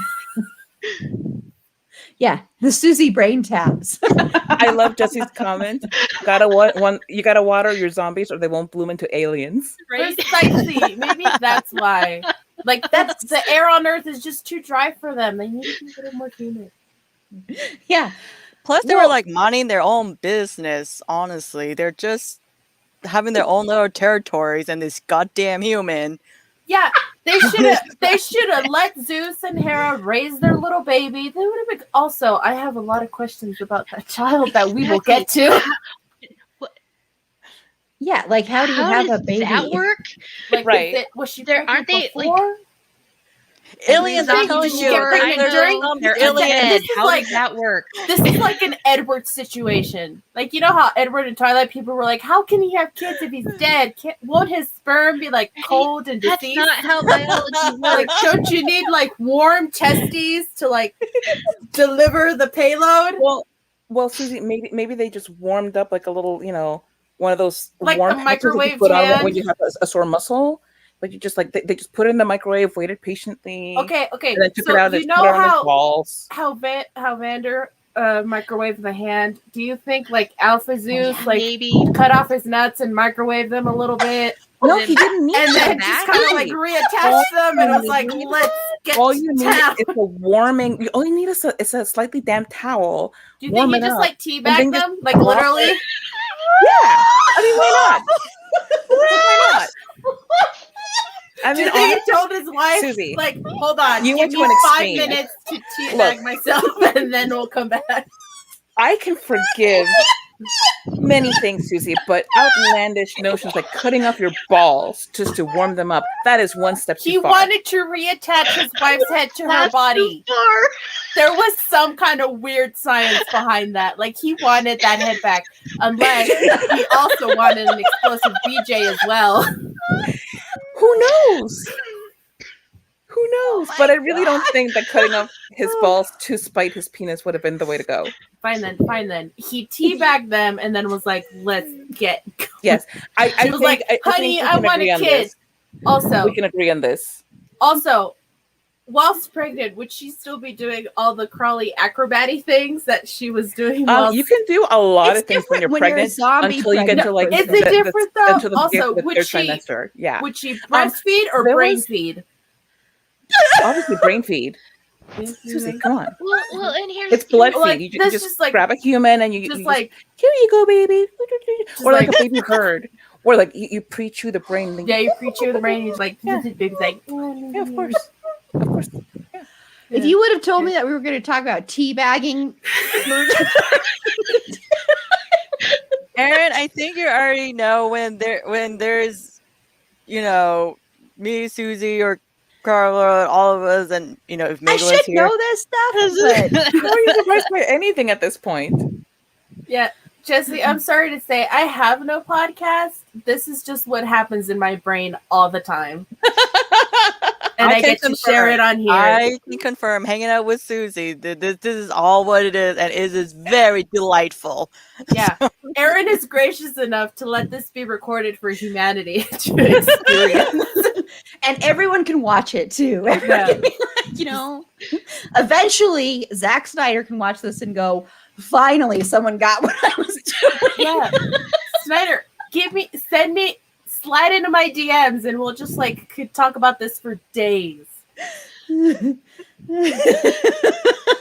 have lengthy conversations about this. This is the funnest.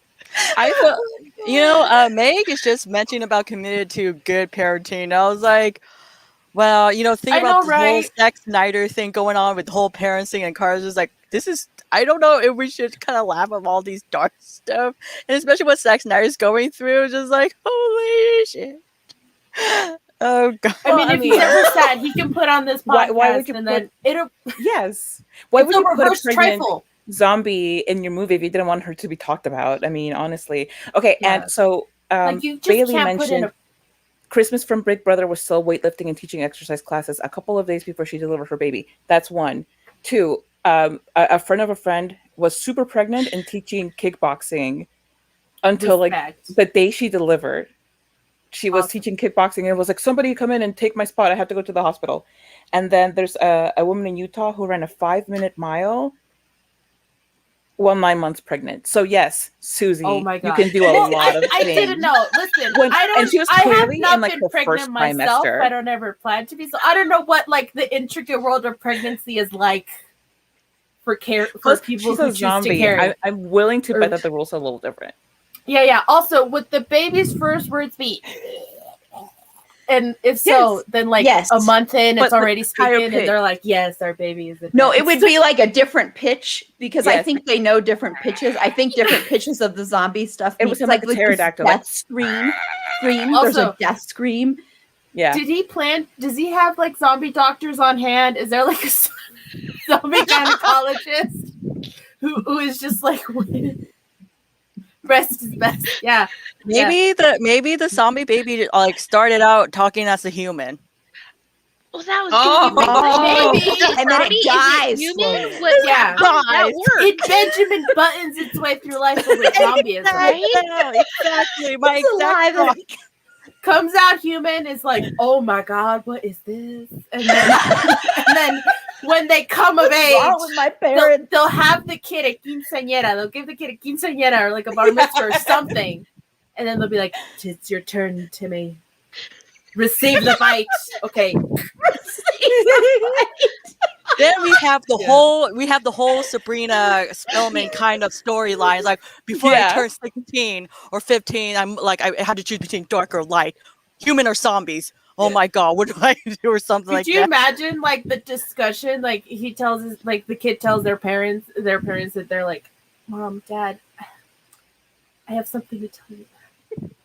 I want to be alive. I don't think I want to be a zombie. And We they're like, just oh my raise god, you no son of mine this will be a house. breather. To be a normal human, no. You will No. shamble. Like Oh my your God. well, you don't have predecessors, but like just like your dad. You will shamble like the rest of your family. I'm This having is like amazing. You will a shamble It's like your called- pet cat. And the it's like tiger's a corpse and "It's rise again kind of moment. It's like if you fall over the human boy, you must kill him, and then you can be love together. Yeah, it's like what was that? What was that? Wasn't there? Isn't there like a? Oh yes, there's a supernatural episode, isn't there? Where he doesn't, where they don't. What is that one? You know, where she doesn't want to do what she has to do with her family, with killing people and eating their hearts out. yeah. I don't like the episode, but I can't remember what it's called. No, But like there is in that- something like that where she's like, I don't want to follow in my monster family's footsteps. Right. Hi, think it might be MJ. the one where Alex first comes into the picture. Where Well, like it's in she's season 8. oh, okay, then I don't Oh remember. gosh. Okay, I don't remember. Anyway, sorry. I like this. It says Hocus Pocus Witches versus Baby Zombie from Snyderverse. Also, if Winifred Sanderson came across Baby Zombie, would she have like the potential to be like everlastingly like? Okay, does this kid have like a 9 lives situation? Would they be able to like die and then like how does that work? Oh my god. You need to get a hold of Zack Snyder and you two need to have a meeting and come Just up pitch with all of this. these new- I will say there is a movie called Grace out there all about this woman who gives birth to a baby and the baby craves A blood. baby zombie? Oh no. No, the baby craves It's a blood, and so baby she figures vampire? out a way to feed her baby blood. It's a It's her Renesmee baby. situation. Seriously, watch this movie because That That will never not be funny. animatronic for that movie is haunting. If you want nightmares, deep in the dark of night, look up the animatronic Renesmee pictures. You will. Oh my god.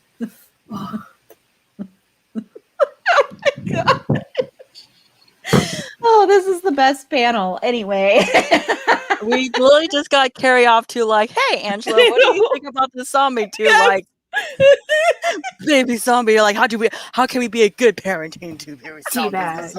Teabag. how do you raise a zombie in the age of when people play Plants versus Zombies? And These are the questions of our times. I do too. I love it too. I love It's a that very game timely so much. question. Yeah. Also, Zombie like, economics. That's a very good question. How do they Uh-huh. get money? no, it's a free trade system. Like the Oh, okay. It's So a you smarter trade. kind of thing. yeah. Oh, It- okay. It seems okay. like it that way at least because They have someone had no to worries make about Zeus money. that helmet thing. Someone had to make him That's that like true. weird face mask. And Someone you had know to he didn't do it himself. You know he You know didn't he do it didn't do it himself. Zeus can't do tools. Ugh. He's like, I'm too important. Man.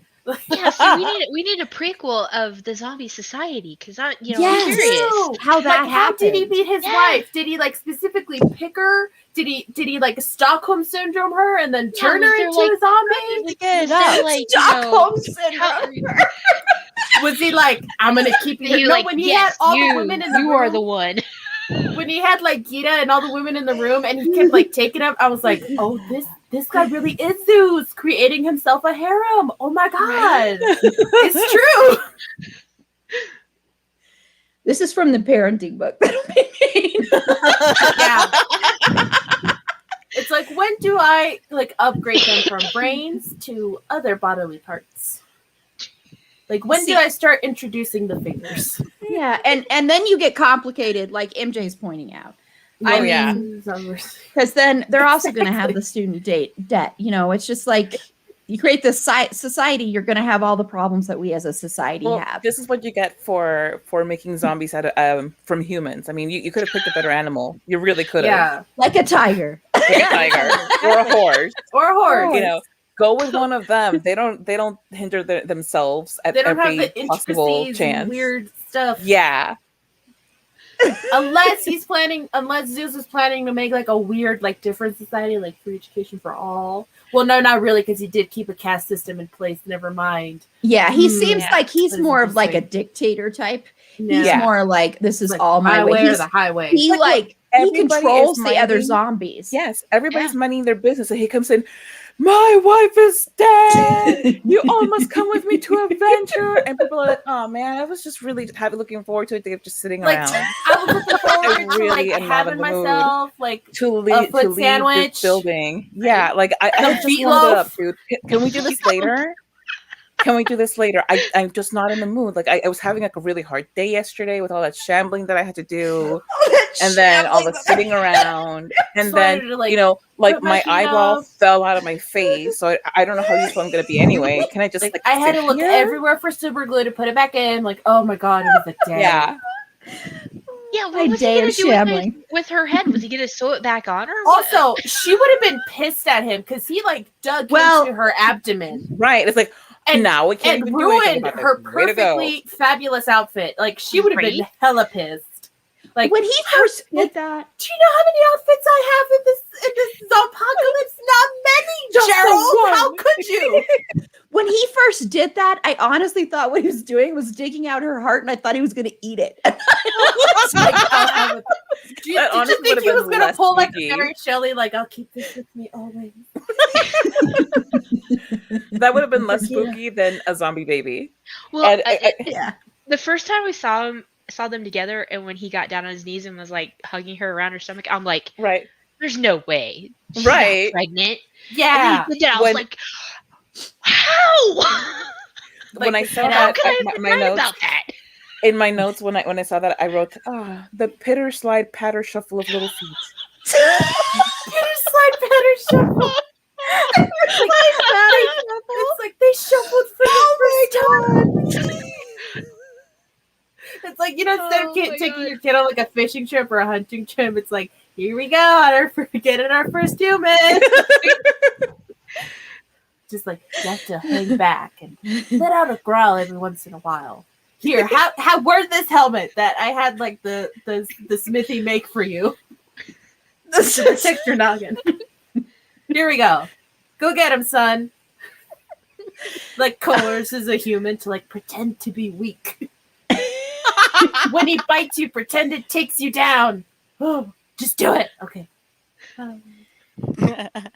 I think we're all kind of commenting on what we think of these zombies. Yeah. I mean, Like, it's kind of gone off could the you rails, imagine like the but- child asked, like, how was I conceived, mother? Right? It's like, Well, no. well, your father, he warmed Teabagging. up a cup of water, and then just like, dip. Either that, or what if to like keep a continuous stream of warmth, he like dipped his testicles in wax so that like the warmth of the wax would form like an insulating shell. no, because then when it dries, then his testicles would pop, and you Not can't really replace necessarily, those. depending on what wax you use. I feel like you would have Okay. used like either paraffin wax or Oh, yeah, soy yeah. wax, That's- and that's then nice that and- would and have soft. like Mhm. and then it's like a fun Yeah. surprise, like ooh. Yes, I can't poke any holes in that. I'm just Oh my thinking gosh, that we're look- spending an awful lot of time thinking about zombie testicles. I do want I to mean, say a couple what of do you things expect? The though. movie started off with a blowjob. Right. I mean, honestly, Fair, We're fair. gonna get there eventually. I do want to say just a couple of other thoughts about the zombies, if I can jump in. And... Yeah, Go ahead. Go Go for it. And we're kind of a free for all right now, as it is. Yeah. Hold on, well, wax candles that turn into lotion. Oh, see, there you go. Warmth You and get all the lubrication benefits. all in one. you get all the benefits because, as we have learned, the zombies need to stay moist. Yes. See, Oh, God, it so worked. then, like it is said, whenever you're engaging in any kind of like sexual play or sexual experimentation, lube is always your friend. Lube, yes. Absolutely. That's a good point. See, they were being smart about it. Carla, why would you use that? But that ties into the whole thing where these are no ordinary zombies. These are, you have the alphas who clearly have more. They thought Erin it just muted through. herself because she can't even deal. But yeah, like they have a lot more going on inside of them than the average zombie, which is just shambling and trying to eat brains. These zombies, particularly the alpha, he knows how to create other alphas, and so he does this very selectively. Or at least I thought selectively until he picked Cummings, which is like the most useless Which is like, person you could pick or to turn it could into. be the best because he knows he's going to be predatory towards women, No, that's a and good he can point. use that to his advantage. Oh, that is a really good point because if you want to build an army of the dead, If you you have want to to have pick a the right harem, alpha. Yes, then you absolutely have to pick the very, very a rapey douche skeevy bros. guy. Yes, absolutely. So in that sense, no, but that honestly, it does make sense because you want to have somebody who, if you're subscribing to the idea that some of these traits come from them as humans, that would work really well for the plans of creating this army of the dead, where you're creating not just the shamblers, but also alphas, and what you want in an alpha to make more zombie babies. Because maybe it takes an alpha to create a zombie baby, and he was just like the pilot test, you know. But he was yeah. he was Oh, going that to lead brings by up- example. Like, this is how you do Exactly. it, guys. That brings Right, up so a you big dip the question, balls, too. you Do dip they the keep balls some in of the their wax. do they keep some of their human traits when they're churned? That's why we need a prequel. Right. I want these questions Right. answered. Because there are so many questions. Like there Yeah. are so many questions if you think about it. And particularly because since Lily seems to be so steeped in the lore of how these zombies operate, and the fact that you have to leave a sacrifice and what you have to do and how you have to act around the tiger, all of these things, this is firsthand knowledge. And she clearly is haunted. Like she's sleeping with the weapon in her bed, and she jumps at every little thing. She doesn't really trust very easily. So there's a huge story, I think, there to be explored. But yeah, it is interesting that they have this combination of the 28 day later zombies. It also kind of, my thought was more Train to Busan because of the speed, and the Walking Dead type of zombies, which are slower and, you know, they don't have the same kind of Shamblers. ability to process what's going on around them as the alphas. Because you look at the scene where Vanderho is wheeling in the zombies so that they can set off those booby traps. You know, like an alpha was never going to do that. But you have these other ones, the slower ones that are just kind of there for bitey decoration. And Well, he does you know, say that they he's seek going out through- heat, and that's why he microwaves the hand. He's like, look, he Right. doesn't even follow me. He follows heat. Right. But an alpha wouldn't have done that. An alpha I'm gonna would get have. you. Right. You. Yeah, like they Yeah. twisted Encarnacion's neck. I don't remember her name, so I just kept calling her Encarnacion from her role in Nacho Libre. So every time she was on screen, I was like, Encarnacion. That was an unexpected. That was a very intense death. Like you have Scott was about to fall in love again. Like this is the woman that can start my life again. Yeah. Boom, Yeah. neck twisted. I was like, That death "The fuck pissed am I me doing?" off. Yeah, me so too. Like that was much. some extreme That chiropractor. was so leadness. that was so unnecessary. I hated anyway, that. Yeah. that pissed me off. It's Sorry, just- go on, Carla. Keep talking about that. go- Yeah, keep- sorry, keep my bad. talking. No, it's okay. I was pretty much wrapping up. Just I really enjoyed seeing the two different kinds of zombies, and that they have a hierarchy. Like that was really neat. Mm-hmm. Yeah, and Paula, do you have anything you want to add to the zombie-ness? Well, I was gonna say, Maureen had a question. If we had answered yet if the tiger was an alpha. I'm kind of thinking, yeah, because it seemed like even the tiger and the horse and all that, the alpha zombies all kind of it was like they were all part of the hierarchy. So I'm kind, it was interesting to see. It was almost not necessarily like a hive mind, but it was almost like they were kind of all they were all part of that, pack or society or whatever, and so they all answered to the alpha. So it was really interesting to see, and I don't know if maybe like the shamblers were kind of just like the the cannon fodder that they would just throw out to deal with intruders or whatever. That whole thing was it was interesting to see as a different take on the whole zombie genre. So that was interesting to see, and I would actually like to see more on that and how that came to be. And I know we kind of joked about are they aliens or not, but at the beginning it seemed, my impression was this was some kind of government experiment that went horribly wrong, and that's how this all Mhm. happened. So it would That's be kind of what it interesting seemed to like, see yeah. what the origins of everything was. But yeah, it was interesting. I kind of liked their take on the zombie. Mm-hmm. Yeah, and MJ has I'm just going to show this because it's a long one, but yeah. So she thinking that the alphas aren't dead, hence they can reproduce by definition, a sign of life. They are mutated, infected, so they retain intelligence. The shambles are dead. That's an interesting. That would make sense. Yeah. Yeah, that would make sense. Yeah. I hope we didn't. I mean, Carla's still here, but I hope we didn't lose her. We can't see her. Carla's face is gone. Yeah, but yeah, that's it. Yeah, because I agree with that with the government experiment, because that's what it seemed like. Because when they got in the accident in the beginning, there were people that knew what they were carrying and other people that didn't. So it seemed like they had one, and the way that zombie was like jacked. I mean, that zombie.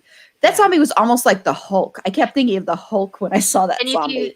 if you saw it, he was wearing dog tags. He did not have a shirt Yeah. on. He had dog tags. So it looked like he was a soldier. It was almost looked like they were, kind of playing around with like a super soldier kind of thing. It's kind of the impression that I got. So Yeah.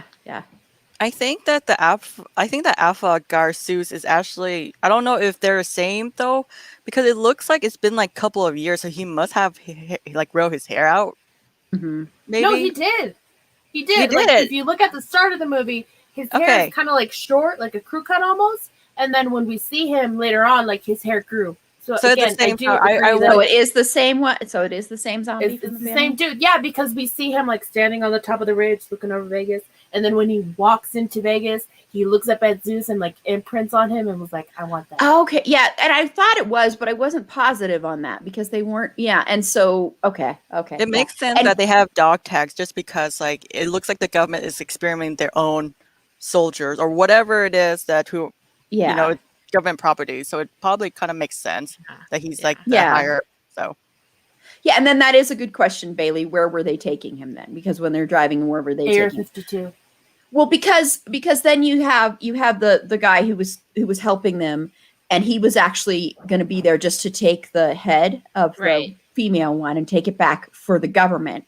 So probably they were going to be doing something with this, probably creating an army, like he said, an He even army said- of the he even undead. said that, Yeah. And so that might have been what they were doing in the beginning, is they were creating that as a weapon of mass destruction, basically a zombie army. So that's what the big Hulk guy was like. Yeah, So like, then they, I don't know if anyone here plays Resident Evil, but in the newest like Resident Evil game, which actually has like I don't know if anyone has seen the memes about the vampire mama, the Yes. big blue vampire lady. Oh my Yes. god, she's fabulous. I want more of her. Anyway, unrelated. Like in that video game, this company that is I forget the name, but it's like a biocontainment like unit for that's government, like a section of the government. When they go into like this kind of like zombie-ish situation, they send in bioweapons so that they don't have to send in their own men. So it could be that that's kind of like what Army of the Dead or what the folks in Army of the Dead are trying to do, is that they want to make like bioweapons that they can then control so they don't have to send in their own troops and risk losing their own men. Because if they lose any of the alphas, it's just like, or shambles or whatnot, it's just losing like the corpses basically to them, so they won't feel as much guilt and be like, oh no, this is like, it's a new bioweapon for them to like control and use.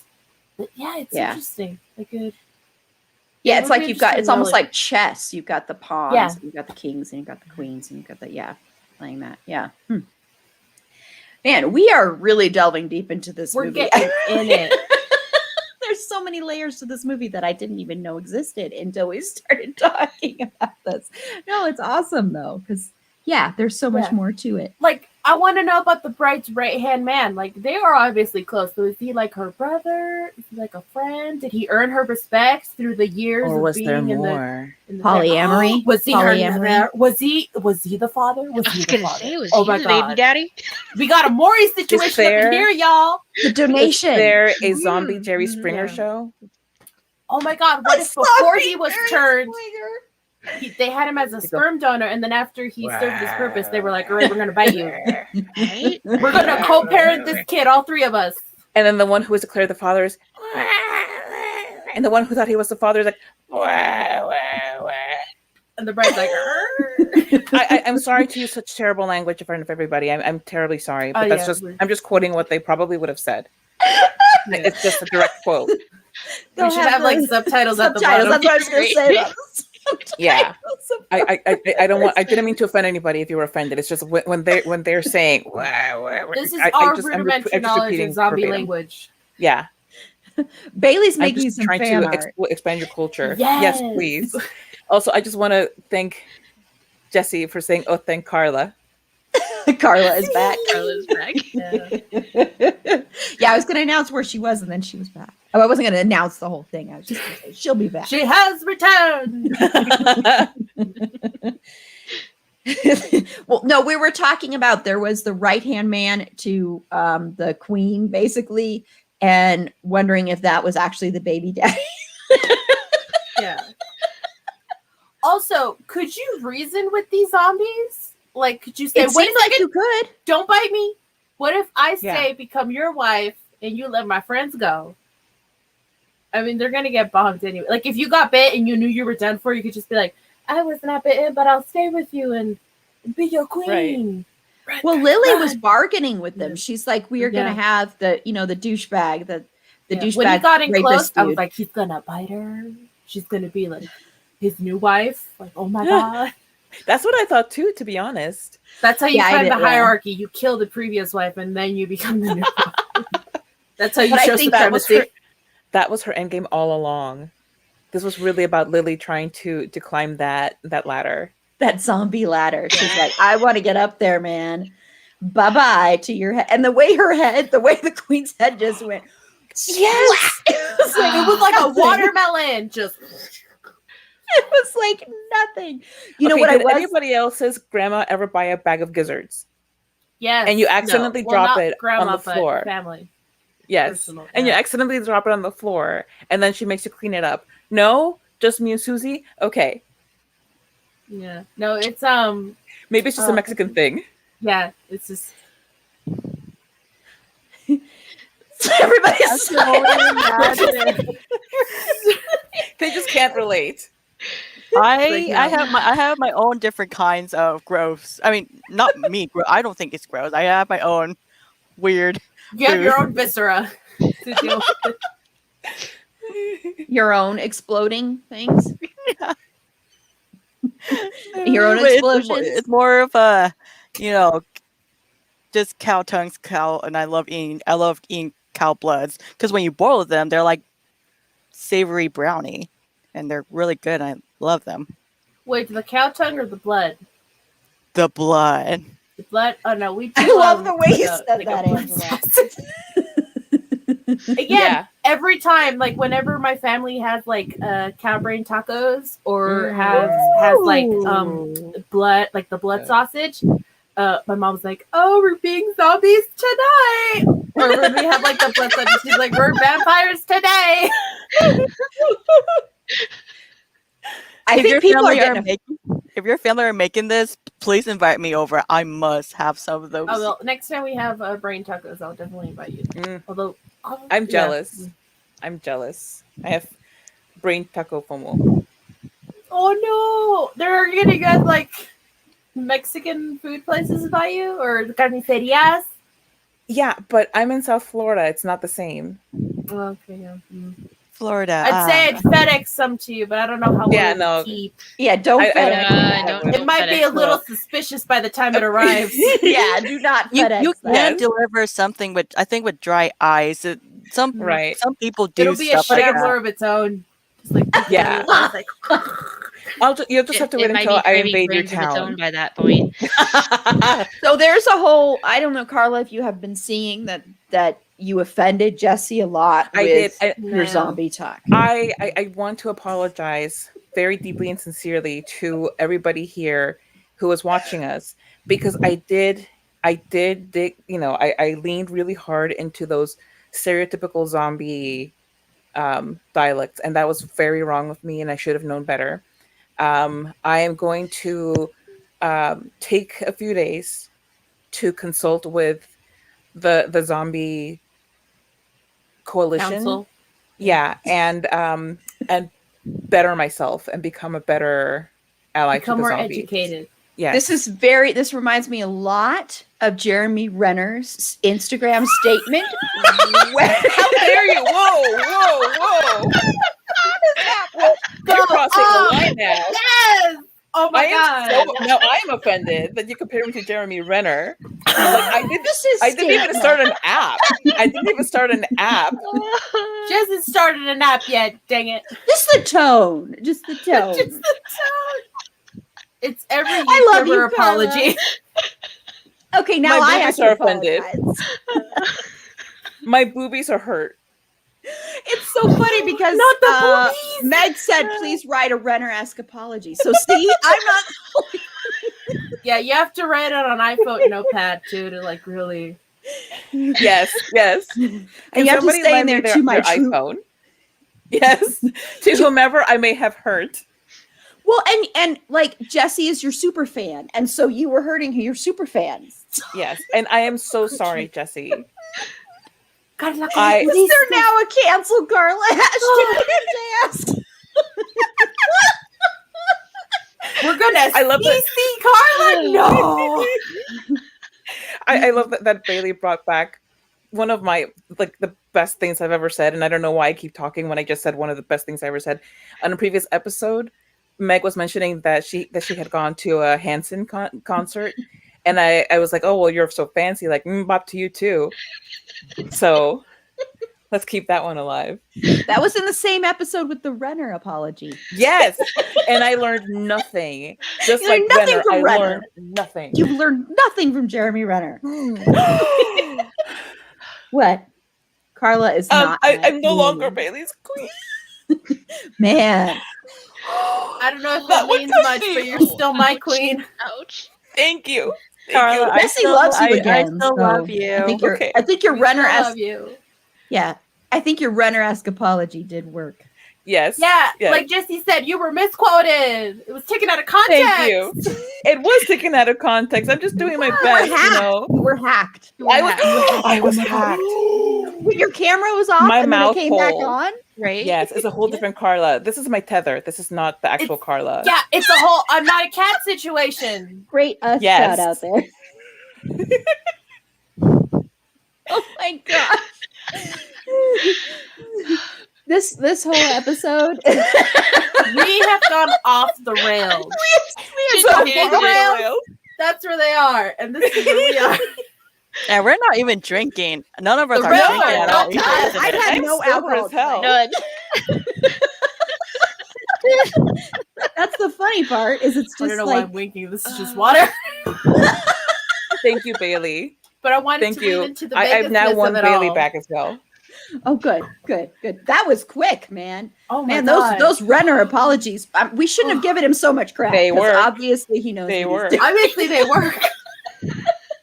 Yes, have fun. Yeah, Meg says have fun editing, Aaron. Yeah. I don't know. This episode will come out in like 2 years. So because I have 2 other Just episodes. in this time week I have to for edit. like the sequels to drop. Yes, exactly. So in 2 years you will hear our Army of the Dead reactions. We'll be like, Maybe in the future ones we'll get the Inception question answered. the It's like, Inception. Oh, the Inception. I thought you meant the, Oh, yeah. like the Like movie Inception. Inception. Oh no! I mean like in the future we'll have seen the other movies where they explain how the baby was made, and we'll be like, it was teabagging all along. The next one's And called then we Army can of say the they Dead. got the idea like- from us. It's like, Yeah. oh my god, we were Nostradamus all the time. You knew. Jesse thinks I should just slap a compressor on it and make 0 edits. I mean, that's probably the best way to go, to be honest. Just to save you some time, Aaron. This is an unedited episode. Boom, bam, done. Unfiltered. Do with it what you will. This is Aaron, Aaron's you cut. warned. This is all the fun and joy. Aaron's cuts. So It's the well, it would make sense because it's Zack's. Oh, bingo! Thanks, Yes. Angela. The Aaron cut instead like Zack Snyder cut. There you It's Aaron go. cut. The least you could do is make this episode longer than the movie. Well, we're getting there. No, wait, we got it. We still have yet to Haley talk says about really Valentine unedited. and the horse. Shining stars. Oh my gosh. Okay. No, what I was thinking the title could be with the teabagging is it's Army of the Dead, and then you just have teabagging. Ooh, how about Army of the Dead? What's the Teabagging porn and the version? I guess puss? maybe. Teabagging and the that's okay. Well, Yeah, then people, that's the shock factor. That's how you reel them in, and then they'll come in and be like, "What? What? Oh yes, here we go. It was teabagging all along." Yeah.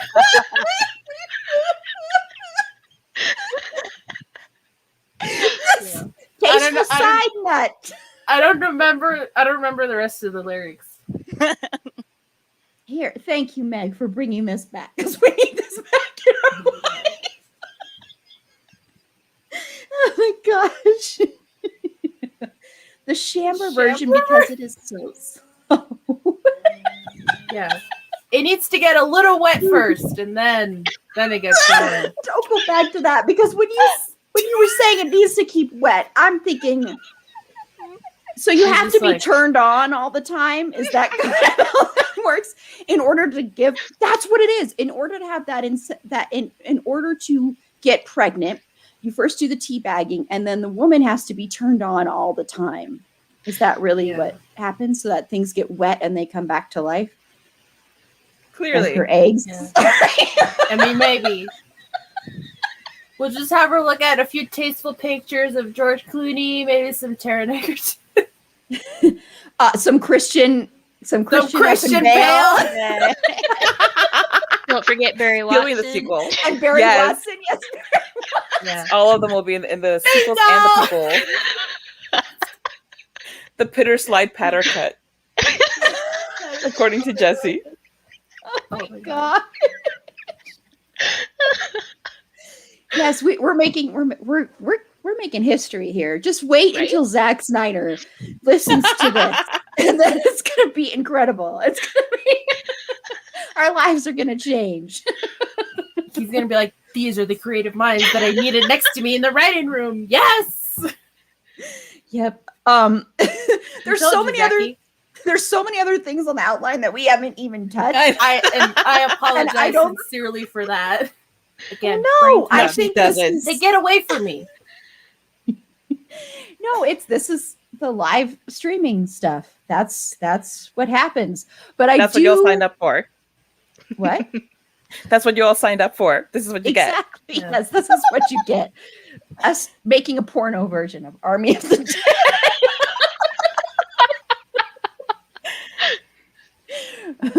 what would Oh, be I know what the name is. I was just gonna ask, what would the porn name of this movie be? Army Series of the Dead. 8. Lust Vegas. Viva Lust Vegas. Viva Las Vegas. Yeah. Full on dance with it. Okay, serious question from MJ. Okay. Okay. Does anyone think this zombie universe would make a fun series? I really don't know. I mean, like I thought of it when Oh, I like this one. Army of the Head. Army of the Head. Yes. It's what started it all. That's why he's saving the head. Yes. Oh my gosh. Mhm. He was like, "That's how I was freed. That's how I'm going to free myself continuously." Or he probably just kept the head because he probably know that the only one that can give him the best blowjob is probably his queen. Do you think his Yeah, wife he was like, just "I can only scooped her do up mouth into, like, a little stuff"? bag. Like after he gets the head back, she's like, "I can only do mouth stuff, sweetie. I'm sorry." But she doesn't want to do anything. She's like, "I have a headache tonight. I The can't." teeth, though, the teeth in those mouths look like they might be kind of painful with that. So there'd be a lot of having to, I mean, Well, there could be Aaron, like, maybe- depending on the maybe level Maybe of if she decay, wears like a mouth guard. yeah, or they like could God, Yeah. maybe it's just dentures. It's He is dentures. That's what it is. apprehensive. dentures. Like, Then he it's is all different. gummy. what? Yes. He's probably For his pleasure. different though. His dick is probably like, can take it. It's He an has alpha. a zombie alpha dick. He's got that blue blood boost. Yes. Sorry, MJ, we will get to your question. No, but for MJ's question, I do think I was thinking about it as Van is turning into a zombie in the plane.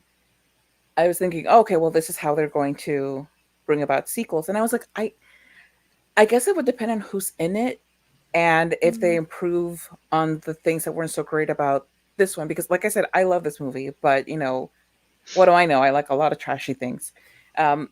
But depending, because they can't bring back Tig Notaro, and Tig Notaro was a huge draw for me for this one, to be perfectly honest.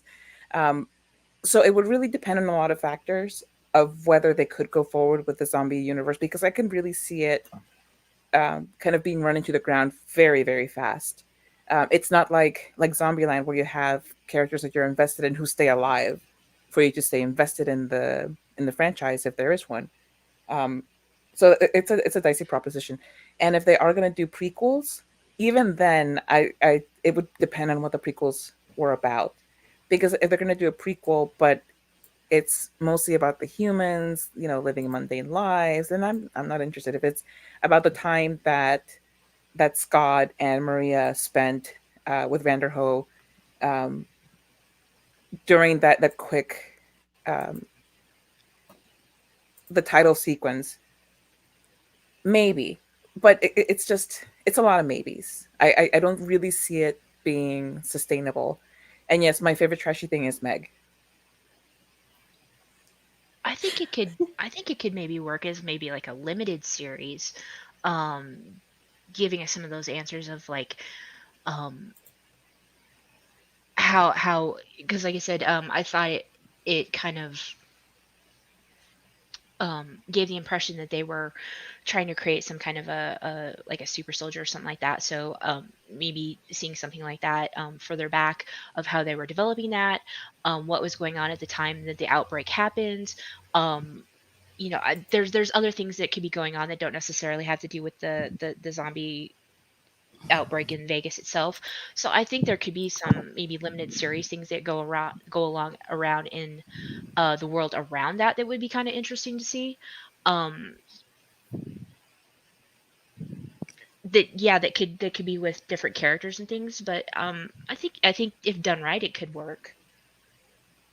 I saw MJ's comment about I'd expect the follow-up of Mexico City going to the same as Las Vegas. To be perfectly honest, I don't trust American filmmakers with depicting Mexico properly, so I would hope that wouldn't happen. Yeah. No, I mean, if they're here's what I was thinking. Like, I feel that it would be interesting. Okay, so this is again another tangent of mine. When the various tsunamis that have occurred to Japan have happened, oftentimes the Yakuza would come together and actually help the people of Japan. So here's what I was thinking. If it happens in Mexico City, it would be interesting to see like all the narcos putting their differences aside and coming together for the good of Mexico and like, somos Mexico, somos más chingones. And like coming together and like, we're going to fight this zombie scourge because we're what? Yeah. We're Mexican, I'm Mexican. You know, like they get it done. Also, I would request in this series that maybe Pedro Pascal makes an appearance as a single father mowing down zombies to save his children. Oh my god, we're child. Oh, I'd watch See, the hell out of that. The big flaw for that with me is just like there's enough stuff romanticizing narcos that I'm I like, know, yeah, no. there would be. Yeah, but I don't know. I feel like something like that would be interesting to see if done correctly. Yeah. Also, I'm just a whore for Pedro Pascal. I'll be honest. And so is Yeah. MJ. So is MJ. I thirst for that man. I wonder if it would make a Thank you. difference. It was like a like a Latino Oh, Latina never director mind. instead of like Zack Snyder doing it. We're gonna get him in Last of Us. It's basically like a similar role. Oh my god. Oof. Oh my god, I need some air. Wow. I mean, You're- he's gonna be Joel in the Last of Us like film or TV series, where he also plays a forgot single about dad that. in the midst of a Mhm. zombie-esque apocalypse. Oh my god. So are you saying you don't have to worry about the wetness and moisture, Susie? No, Not I too much. don't. As a shambler, I would be Sorry. set. Oh my god, hold on. I need to cool down because now oh my god, I'm just thinking about it. All that potential. Oh, the scruff. Oh my god. Wow. Well, I do want to ask though, and we'll get to the zombie tigers, how I want to close out. But first I want to ask about the ending of this movie. Actually, I want to go not the ending, but the way Scott and his daughter, I can't remember his daughter's name. Kate. Kate. Kate, thank you. Scott and Kate and how they end, because spoilers, everybody, spoilers. It's on the thing. He gets bit and she ends up having to kill her father, kind of like how her father had to kill her mother, kind of thing. So what did you think about that, Angela? It's one of those zombies movie that I kind of knew that it was gonna happen. I told Jeff, and everyone know Jeff is my boyfriend. I, told him like, the dad's gonna die. I'm sorry. It's just it have these tropes of all these characters. You just kind of know they have these tropes that you just know that it's gonna happen, and it's just like I knew the dad was going to, so I wasn't surprised. So I will like say that it was really sad though, and I don't know. Thinking back now, I don't know if this is just the way of how Zack Snyder kind of like have his closure with his daughter's death in a way, kind of just like, you like life is short. You can't, be so angry as someone who, you love, you have to like, and it's too late. Like, the person that you've been closing off is like, and I can't blame her. Like both of them were grieving. They lost their mom and wife. Yes.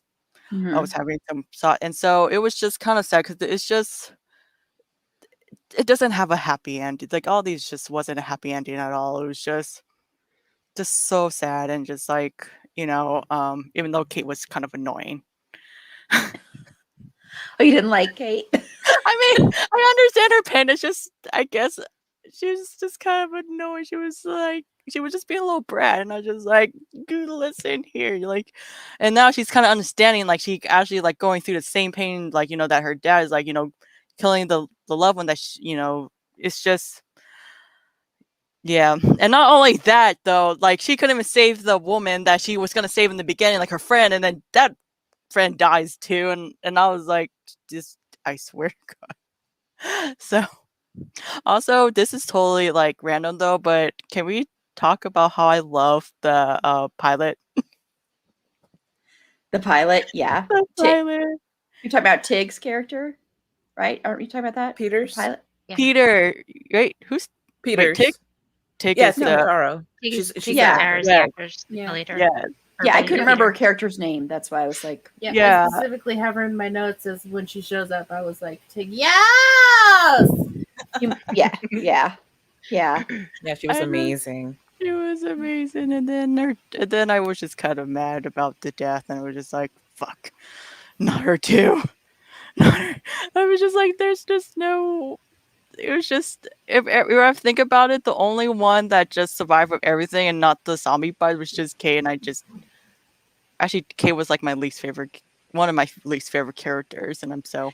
Well, But- Bailey said she acted too young. Do you think that's what it is? Like she acted too young? Like she wasn't mature, or she was stuck in that? Probably. I don't know. Yeah, I don't know. I just there's many ways that could just happen, and like if shit, if she didn't like run off and do her things, like this wouldn't have happened. I don't know. I mean, I get it why she tried to. It's just kind of annoying. So, Huh. and I No, wonder if that's she did this interesting. because she's still. I wonder if a bit of her was just trying to be rebellious against her father. She still have this because she did say in the beginning, like I still like. What did you say that she said that she hates, or she still doesn't, she Like, she said can't something that forgive hurt him. him. Yeah. Like she's not ready to move on from it or something like that. I think Yeah, she said something like- something along the lines of she spent so long hating him that she couldn't just stop. Yeah, That's what that. it was. Oh, Yes. okay. And I Yeah. just wonder if that Joe was just whatever she's doing wasn't because maybe say friend was just deep down she just didn't want to, and then until he dies and she finally opens her fucking eyes. So, but anyways, that was just my thoughts on it. And I know you've already left, but bye, Jesse. Thank you. Bye, for- Jesse. Bye. Bye. Jesse's the best, as we always say. Jesse's awesome.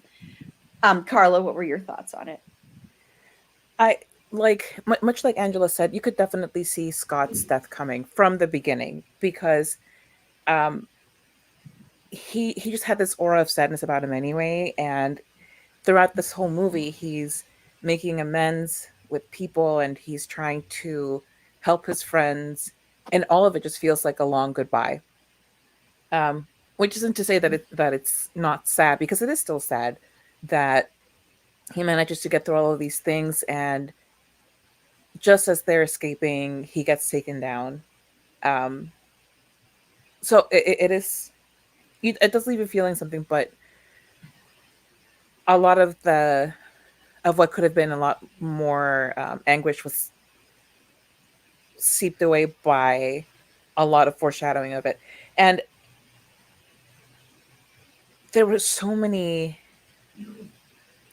The relationship between Kate and Scott was so sad, and it really, I'm having a hard time articulating it just because it's difficult to see this relationship and the fact that it didn't really become a better relationship until right at the very end. So we didn't have time to really enjoy their reuniting. So that also takes a little bit away. If I were the one to be putting this together, I think I would have just made it where they reconciled sooner, so that it just felt more. So you had even more of an emotional impact when he dies. And as it was like, is she being nice to him because he's dying? Is it because it's a movie and you always love somebody when they're dying, or you're trying to make him feel better? I don't know, but it just it didn't land quite the same as it would have otherwise. And I do want to just to quickly mention, I don't know if you can see that I changed my hashtag to Justice for Chambers, Oh, now I Because- yeah, I didn't notice that before. because Chambers was one of my favorite parts of this movie. Martin, played by Garrett Dillahunt, he just went so hard after her. He has her go and accidentally wake up all those zombies. She fights her way out of that. And this is somebody who had raised her hand when Scott asked, "Who here has never killed a zombie?" And she did it. She was amazing. I would have loved to have seen more of her. Um, and it's like 3 different times that he kind of puts her down, and she comes back up and manages to survive until the very end when she gets bitten. She was an amazing character, and I was really angry that she didn't last longer. Just like Maria, which again, more man pain. That big head turn was. I gasped so loud. My husband in like across the house was like, "What happened?" I'm like, "You won't understand." Yeah, that pissed me off. That Yeah. pissed me off. Same. I mean, because if they were going to have a final girl in the movie, which okay, whatever, but if you're going to do that, there are better ways for these women to go than to make a guy sad so that he fights even harder. Mm-hmm. Yeah, because he was already. I mean, he's already going to be fighting harder because he's trying to get his daughter. He doesn't need any more motivation than that, really. Right. So, Right. But also, pitting Martin against Chambers, where she is coming out on top against his best moves. That only sold me harder on what an injustice it was that she died the way that she did. And partly she dies so that Guzman can shoot the can and make that explosion and be all sad because his friend is gone. Like, come on. She deserves so much better. Yeah, because there's a lot of man pain in this movie. There is. I wrote that down in my notes. Yeah. Man pain. I mean, like, Supernatural has this covered. You don't need to go there. Yep. Even the zombie got man pain. That's true. Yes. Yes. I mean, and just okay, because I absolutely have to say it because it just tickled me so much. Tanaka, when he's describing how the heist is going to go down and everything, and he gets all horny for safe cracking, and he's like, "Finally, she succumbs to the sheer mastery of his gentle touch." Okay. That was too sexy for that moment. That was too sexy. I didn't know that safe cracking could be that sexy to somebody, but apparently it is. Well, if George Clooney is involved. That's a good point. He and the safe needed a moment alone. Oh my gosh. So that he could push the right buttons and turn the right dials. And turn the knobs just right. I always get so really heartbroken and just really sad. And you're right, Carla. Like, it's just when you see like people of like, of colors, being like, betrayed by, a fucking white man or white people. And it's just, and I'm so sorry, I do not mean all, white people. It's just, I'm just being Asian. I'm just so really sad because like, I'm always tired of watching films and shows that just kills off people of colors, Asians, blacks, Hispanic. Recently, I don't know, mentioned about, my hate for, this new Netflix show, Jupiter Legacy. The first episode, sorry, spoilers, but for first episode, they killed this first Asian.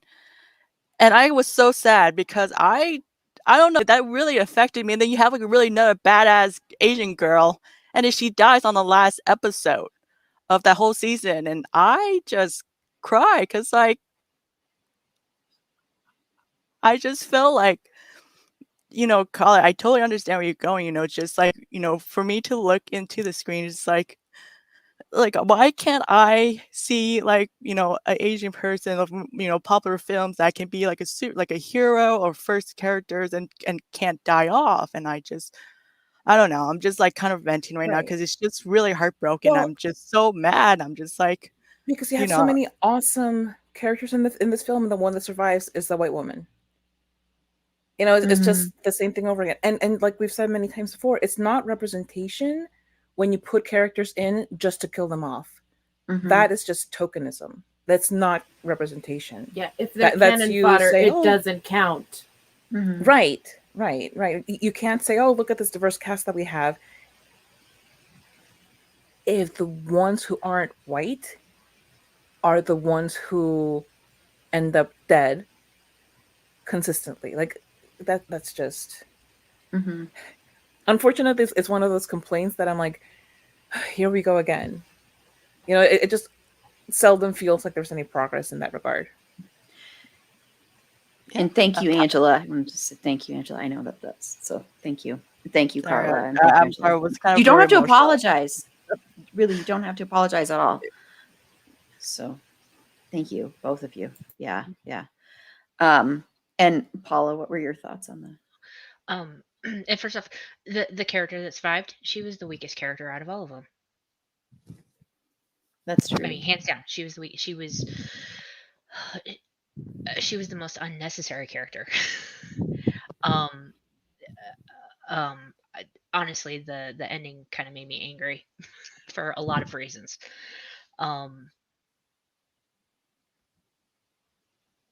The secondary storyline of why she was even there was, I thought, handled very poorly. She Well, was, there's that white savior thing of like, yeah, oh, this woman named Gita who has an accent needs help with her children. So, hey, Mhm. helpful white person, yeah, save yeah, me. yeah. It Oh, and was, then also she doesn't even get to survive. And she was one of my favorite characters. I thought yeah, she was really amazing. She sacrificed so much just to give her children a chance. And the one who does get to survive is the white woman. yeah, and that whole storyline just felt tacked on and wasn't given. If you're gonna put something like that in the movie, why didn't you address it more? Because it is an important topic, and if you're gonna put it in there, give it the attention that it deserves, or don't put it in at all. And I don't think they handled it very well. And the way that I just, yeah, the ending just made me angry for a lot of reasons. Like I said, the biggest reason was she was a totally unnecessary character.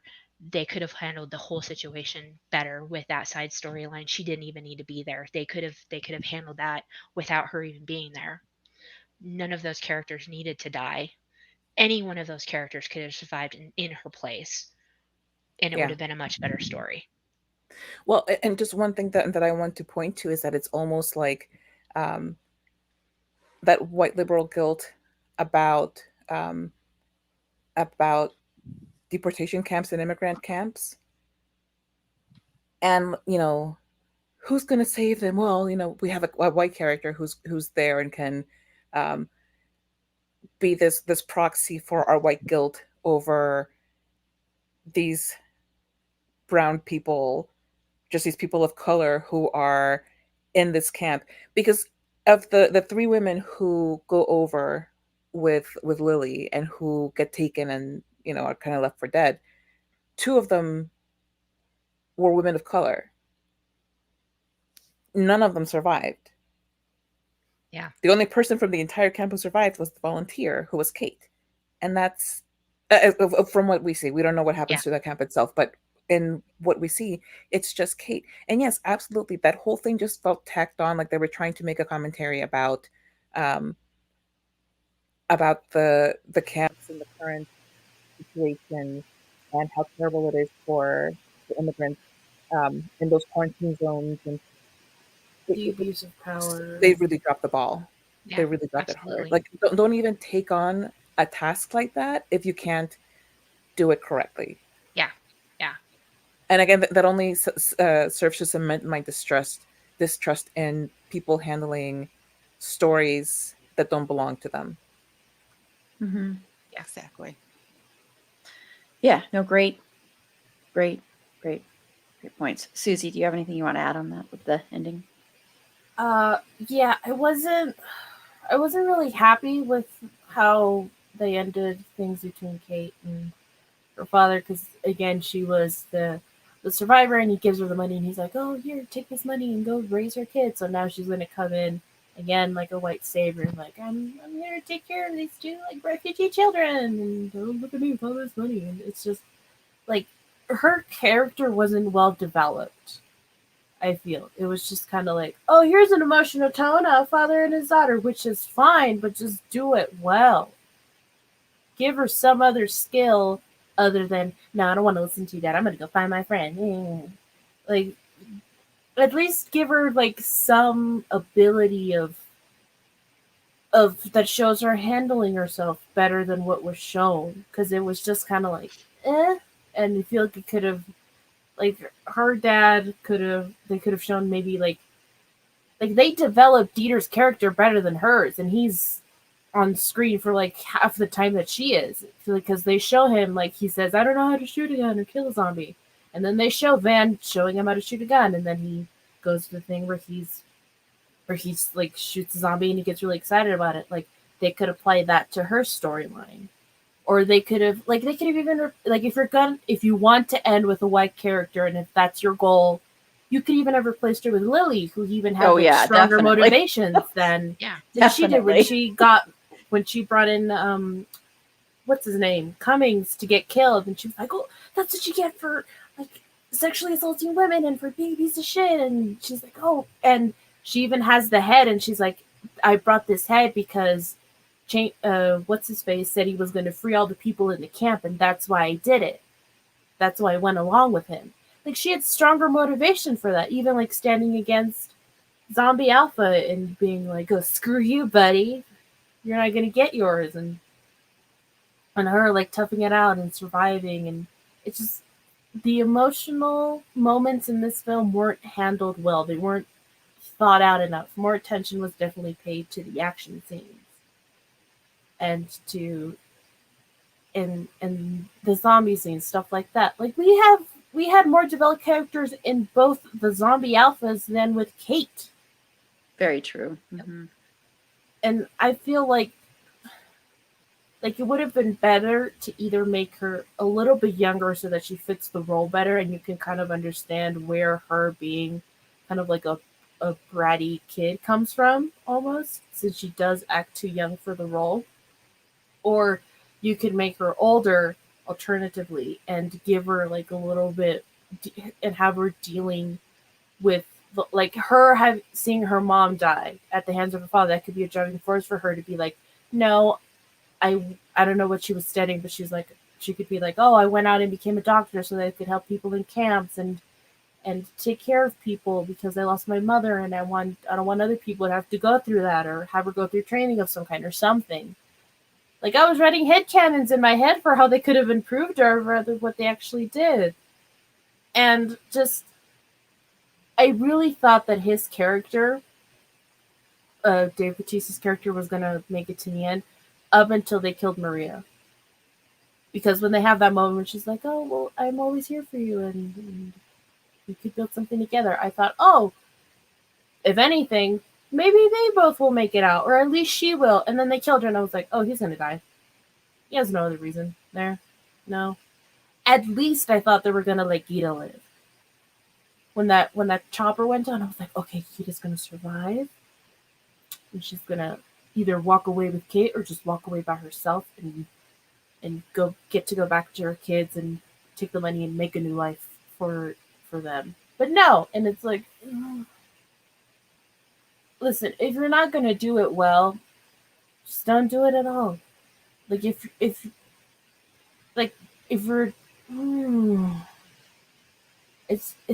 it's hard to get the words out. If you're not going to at least do a good job of portraying stories of people of color, then at least just end the movie with the nuke strike on Vegas. And then maybe ending with the opening of the safe and showing a lone survivor and not even showing us who it is.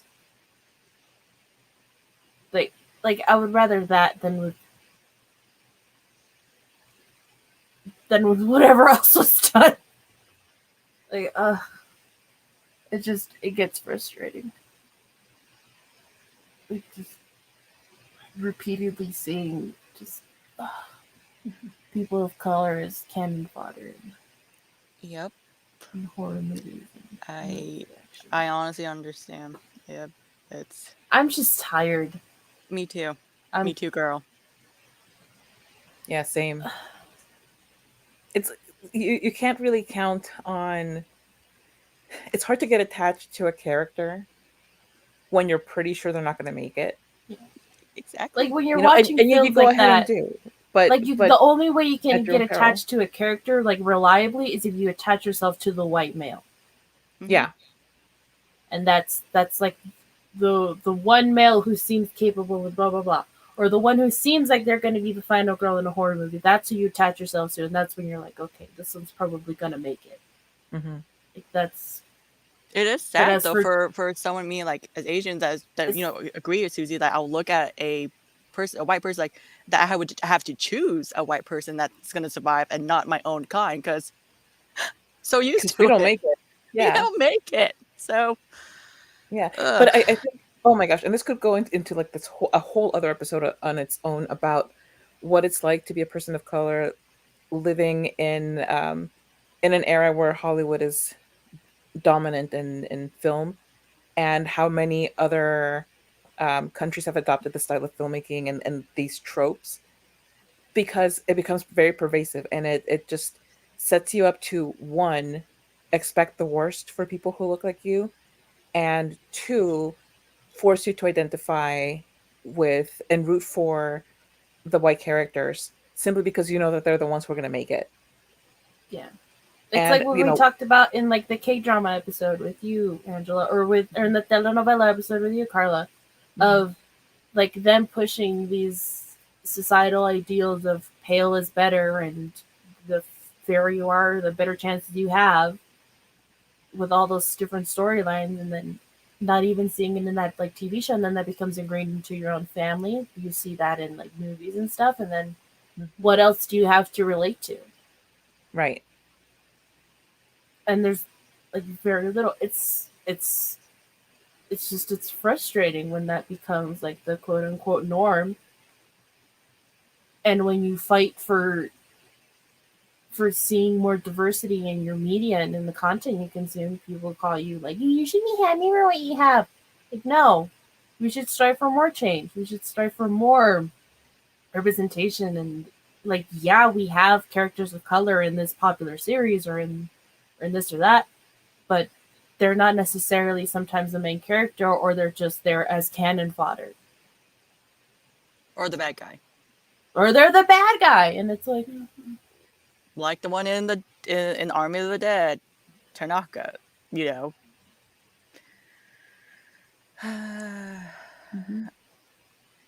I'm just tired of like looking at my boyfriend Jeff and it's like, here we go again.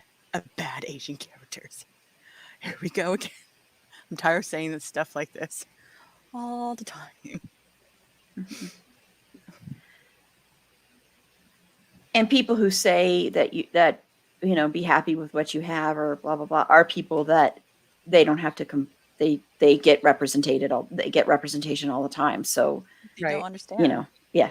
No, the only thing that I can say to them is, you know what? Frankly, go to hell, because I don't want to settle for. I don't like settling for anything. Why would I settle in this Yeah. regard?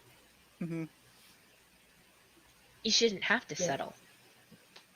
Hmm. Right. Yeah, exactly. and it's like, everything is for you. What do you have to complain about? Everything is for you. Let me have something. Let me have it. You can't watch it if the character is the person of color. You can't watch it if the main character is a woman. Shut up, Greg. Let me enjoy this. You see yourself represented on screen every time you turn on the damn TV or every time you go to the fucking movies.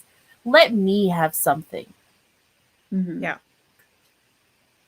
Use your testicles as a coin purse.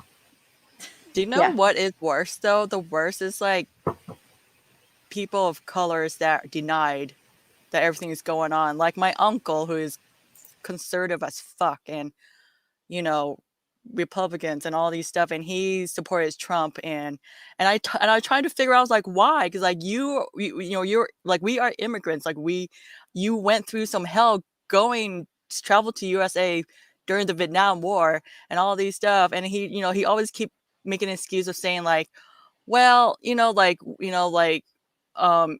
grateful that we're in America, land of the free. You don't have to go, Angela, you don't have to go through what we went through from Vietnam to, and I was like, that doesn't make sense. Like, there's still a lot of racist piece of shit still around here. It's just like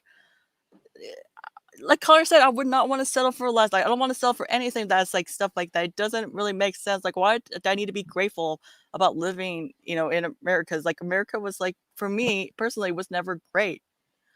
Like, my experience of wanting so bad to be white, and then realize what growing up, like, that was not what I want. Like, that was a fucked up thing to do. It's just, I don't get it.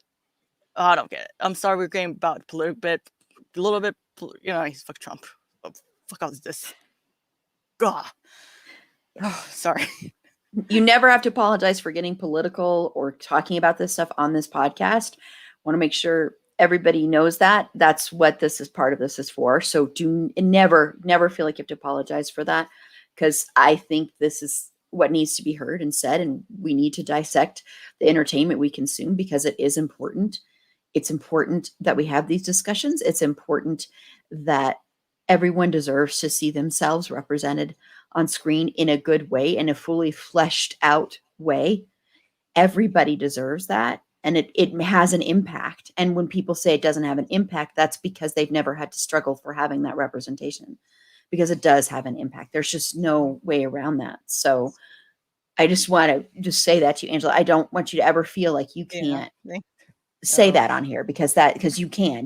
This is a safe place for you. At least I hope it feels safe for you to do that. So Yeah, just it does. So I think I get more effective to, we talk about white characters doing all this, but I guess I'm also more effective of people of color, like I said, like, who are also, denied who they are, and,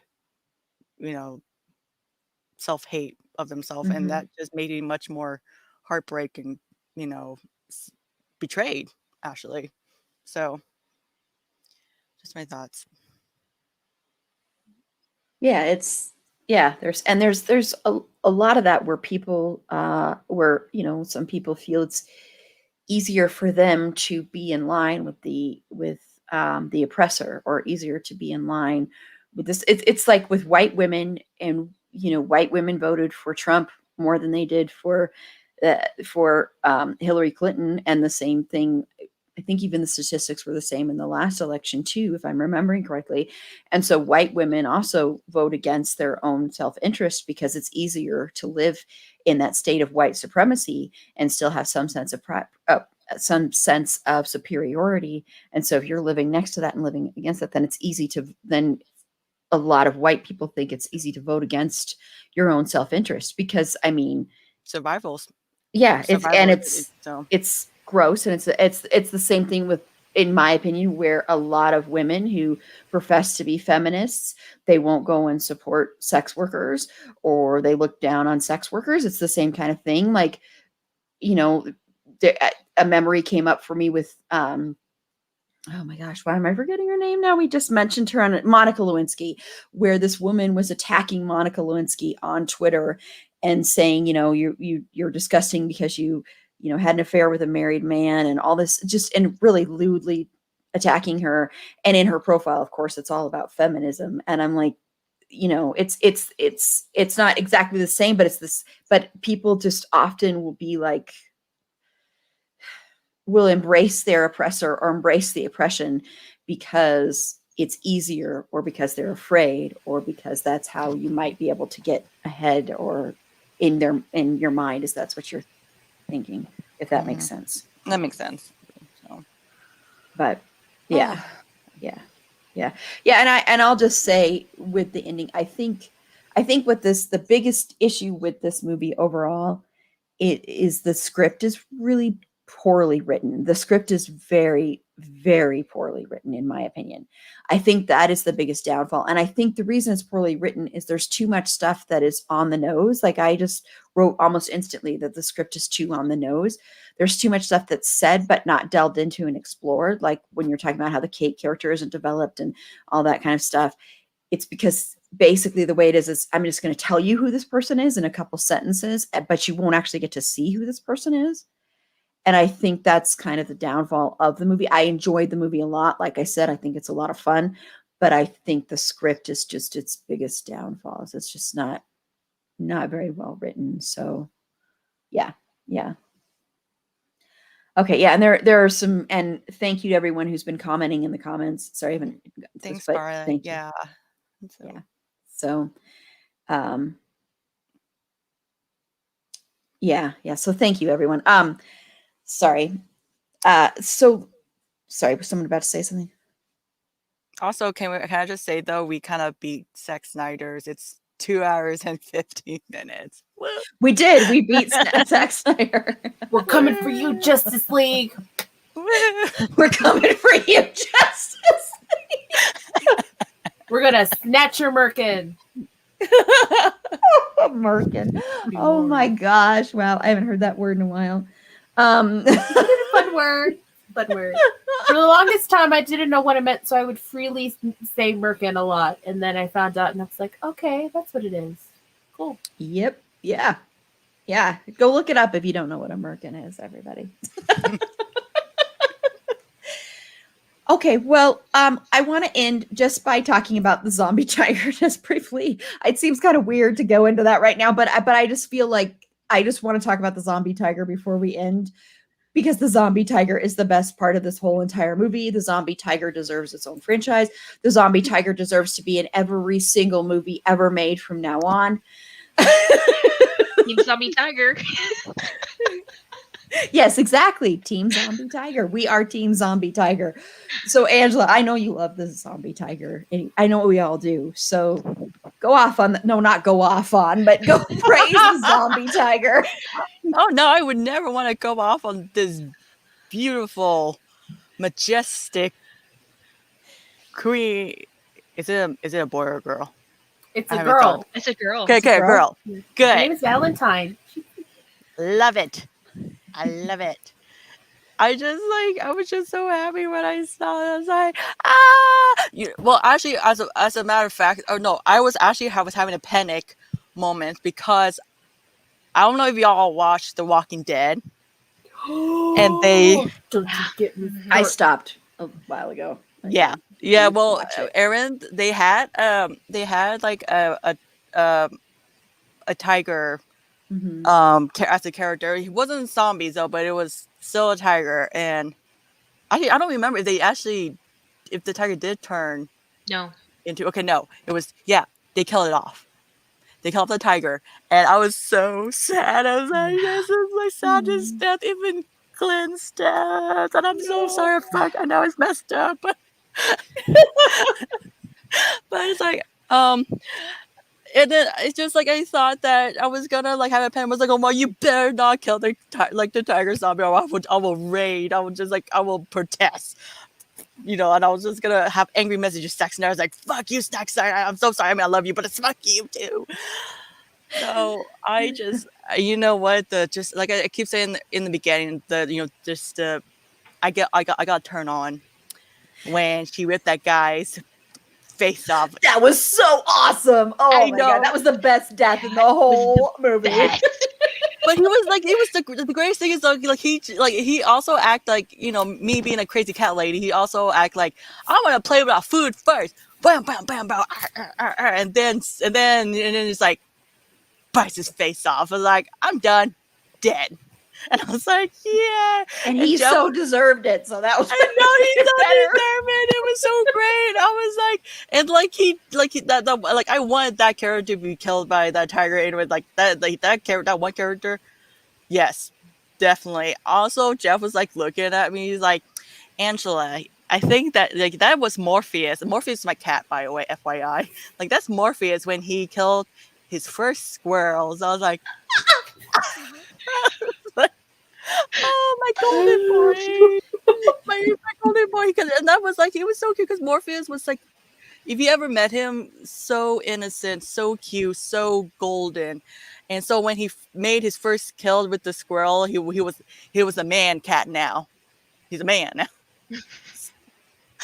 I was having that moment. I want this zombie tiger to have his own movie, and I'm pretty sure y'all agree. So, Oh yeah, I want a series, and I want him to be in every movie ever made from now.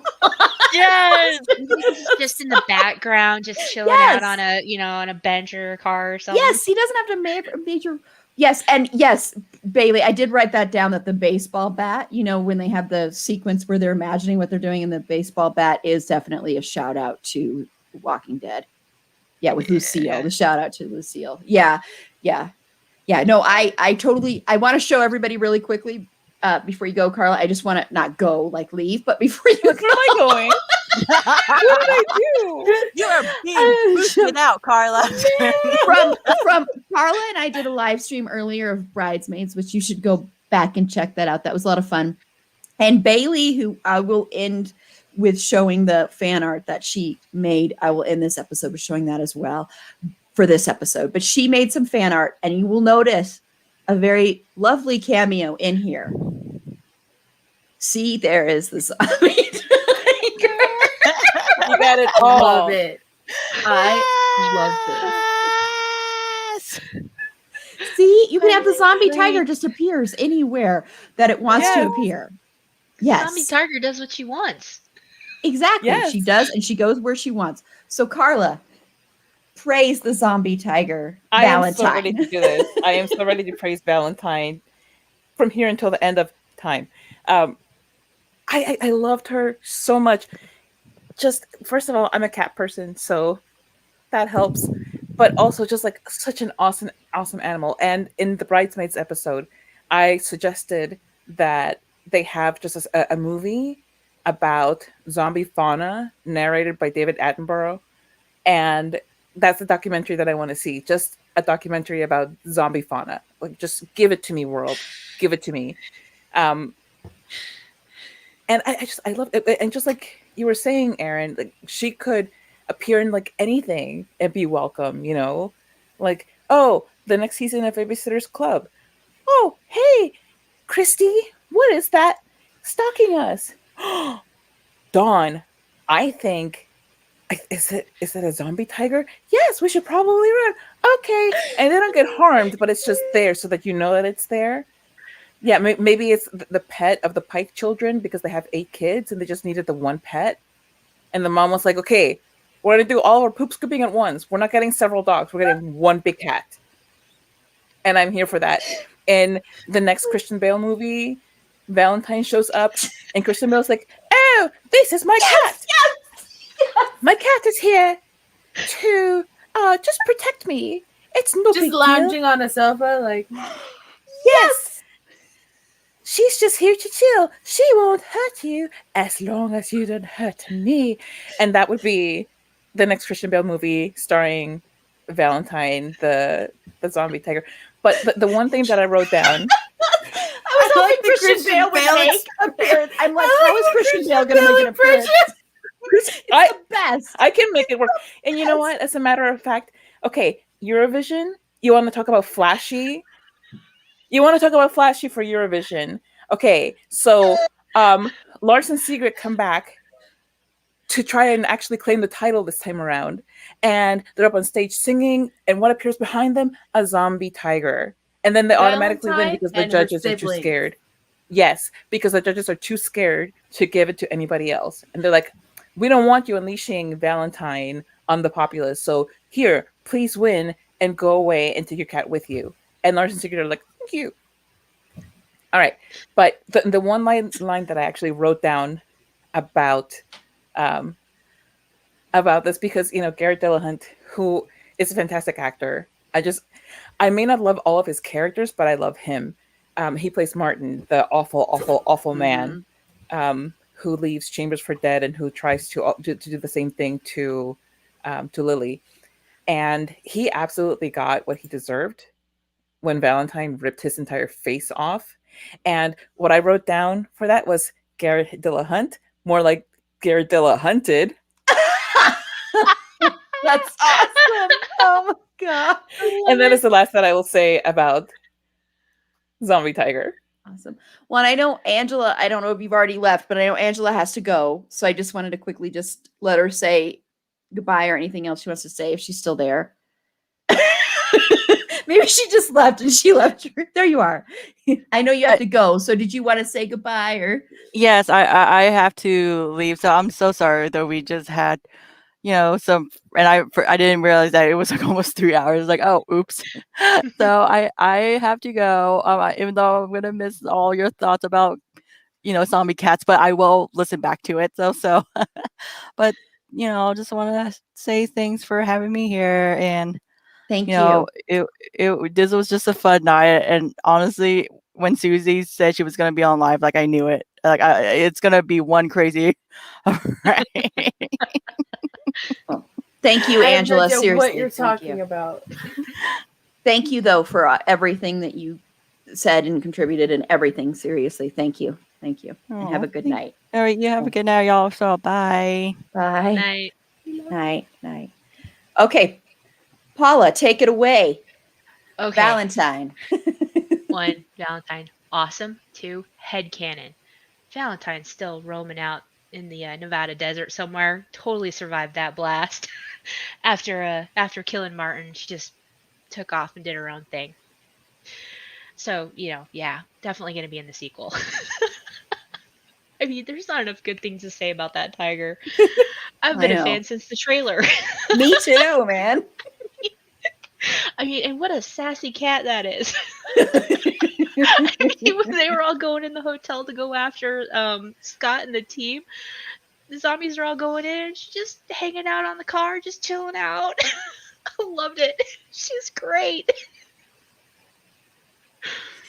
Yep. She is. She is. And was there more you were going to add there? I'm sorry, Paula. No, I'm good. No, okay. And Susie? Oh, well, not enough good things can be said about Valentine. I love her with all of my heart. She, definitely survived that blast, though. Oh, yeah. She was one of Siegfried and Roy's tigers. She definitely knows some magic tricks to, get herself out of sticky situations, is my contributing headcanon to yours. And also she said she was one of their tigers, plural. So she has siblings or friends out there, like a little gang of marauding, zombie cats. She's like, oh, I love it. Yeah. So I was reading about the behind the scenes for Valentine, and apparently they got reference pictures by going to Carol Baskin's Animal Sanctuary.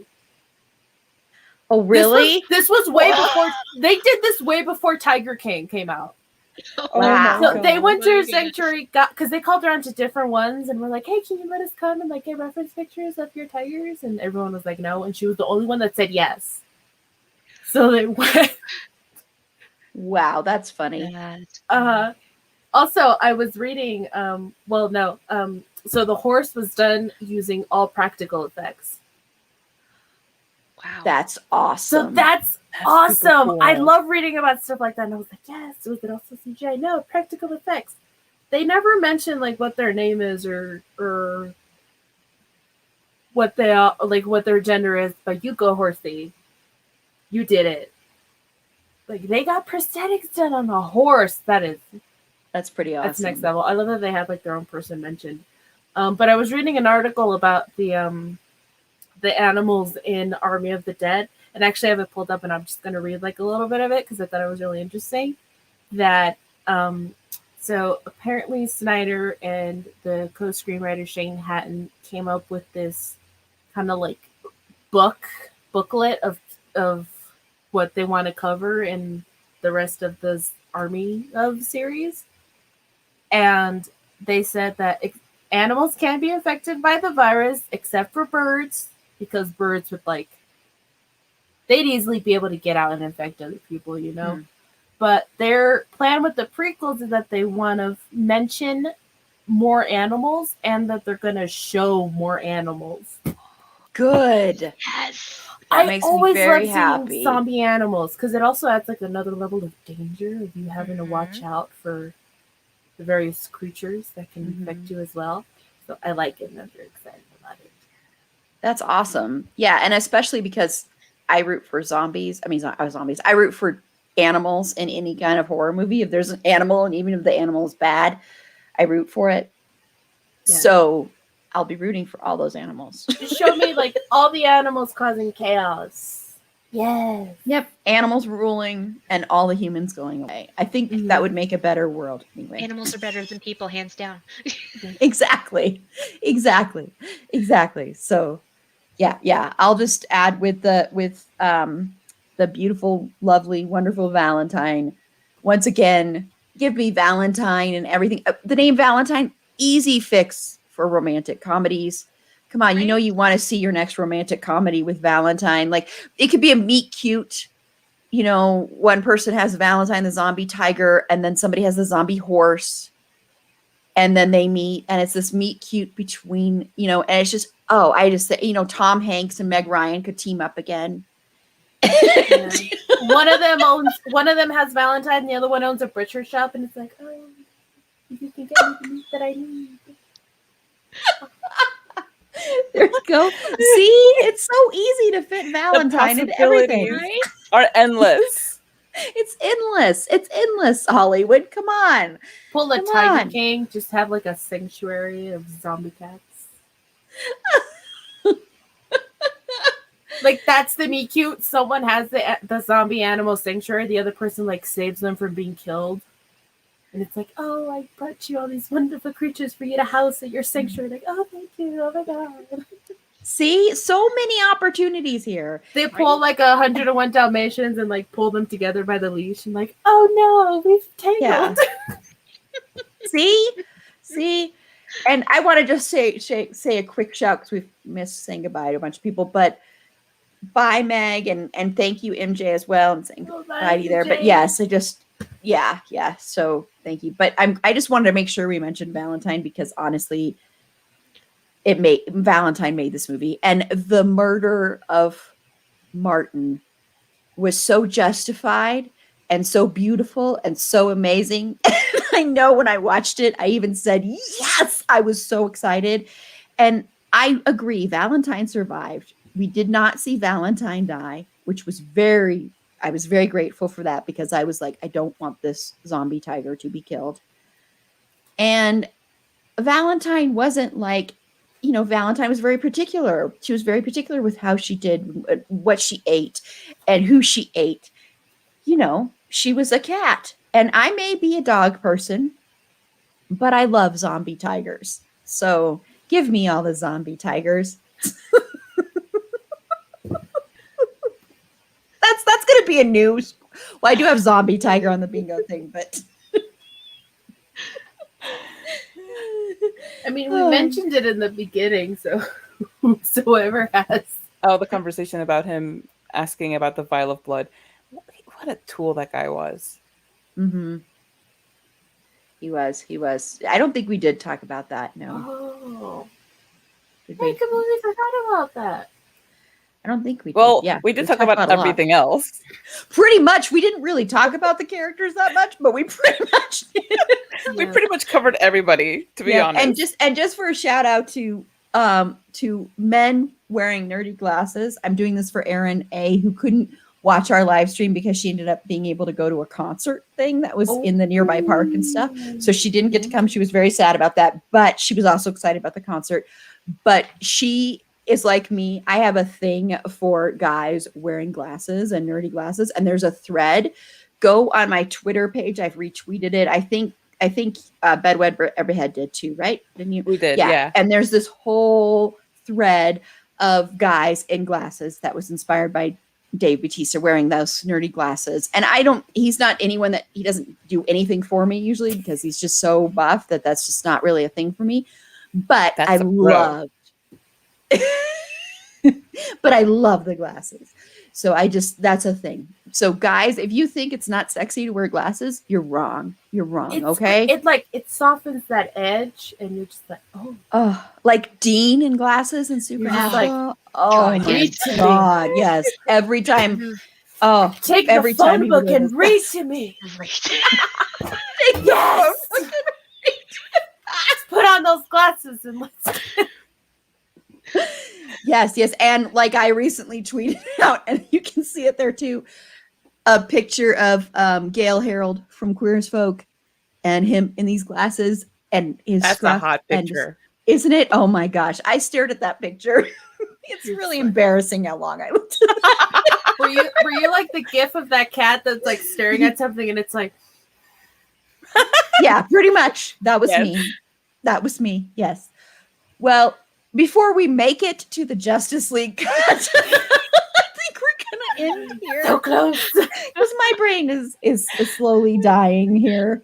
But this has been a lot of fun. This was a lot deeper discussion than I thought we were going to have, honestly. And I think that's pretty awesome. I really thought this was going to be and there's a lot of, I mean, come on, we talked about teabagging a lot in this episode, more than I ever thought we would. I thought it'd be a little bit, a little tiny bit, but I didn't think it'd be this much. Honestly, wasn't expecting that. Neither was I, but But here we came are. up. That's what Um, she said. That was awesome. But I just want everybody to say where, I forgot to have Angela do that. I'm sorry, Angela. Where you can be found if you want to be found. I think everybody out here is fine with being found. So Carla, where can they find Bed, Wet, or Behead? And You you can find too. the podcast, I guess, if you want to find me, but also Meg, who is my co-host on Bed, Wet, or Behead. We are on any podcasting dealer, as I called it earlier.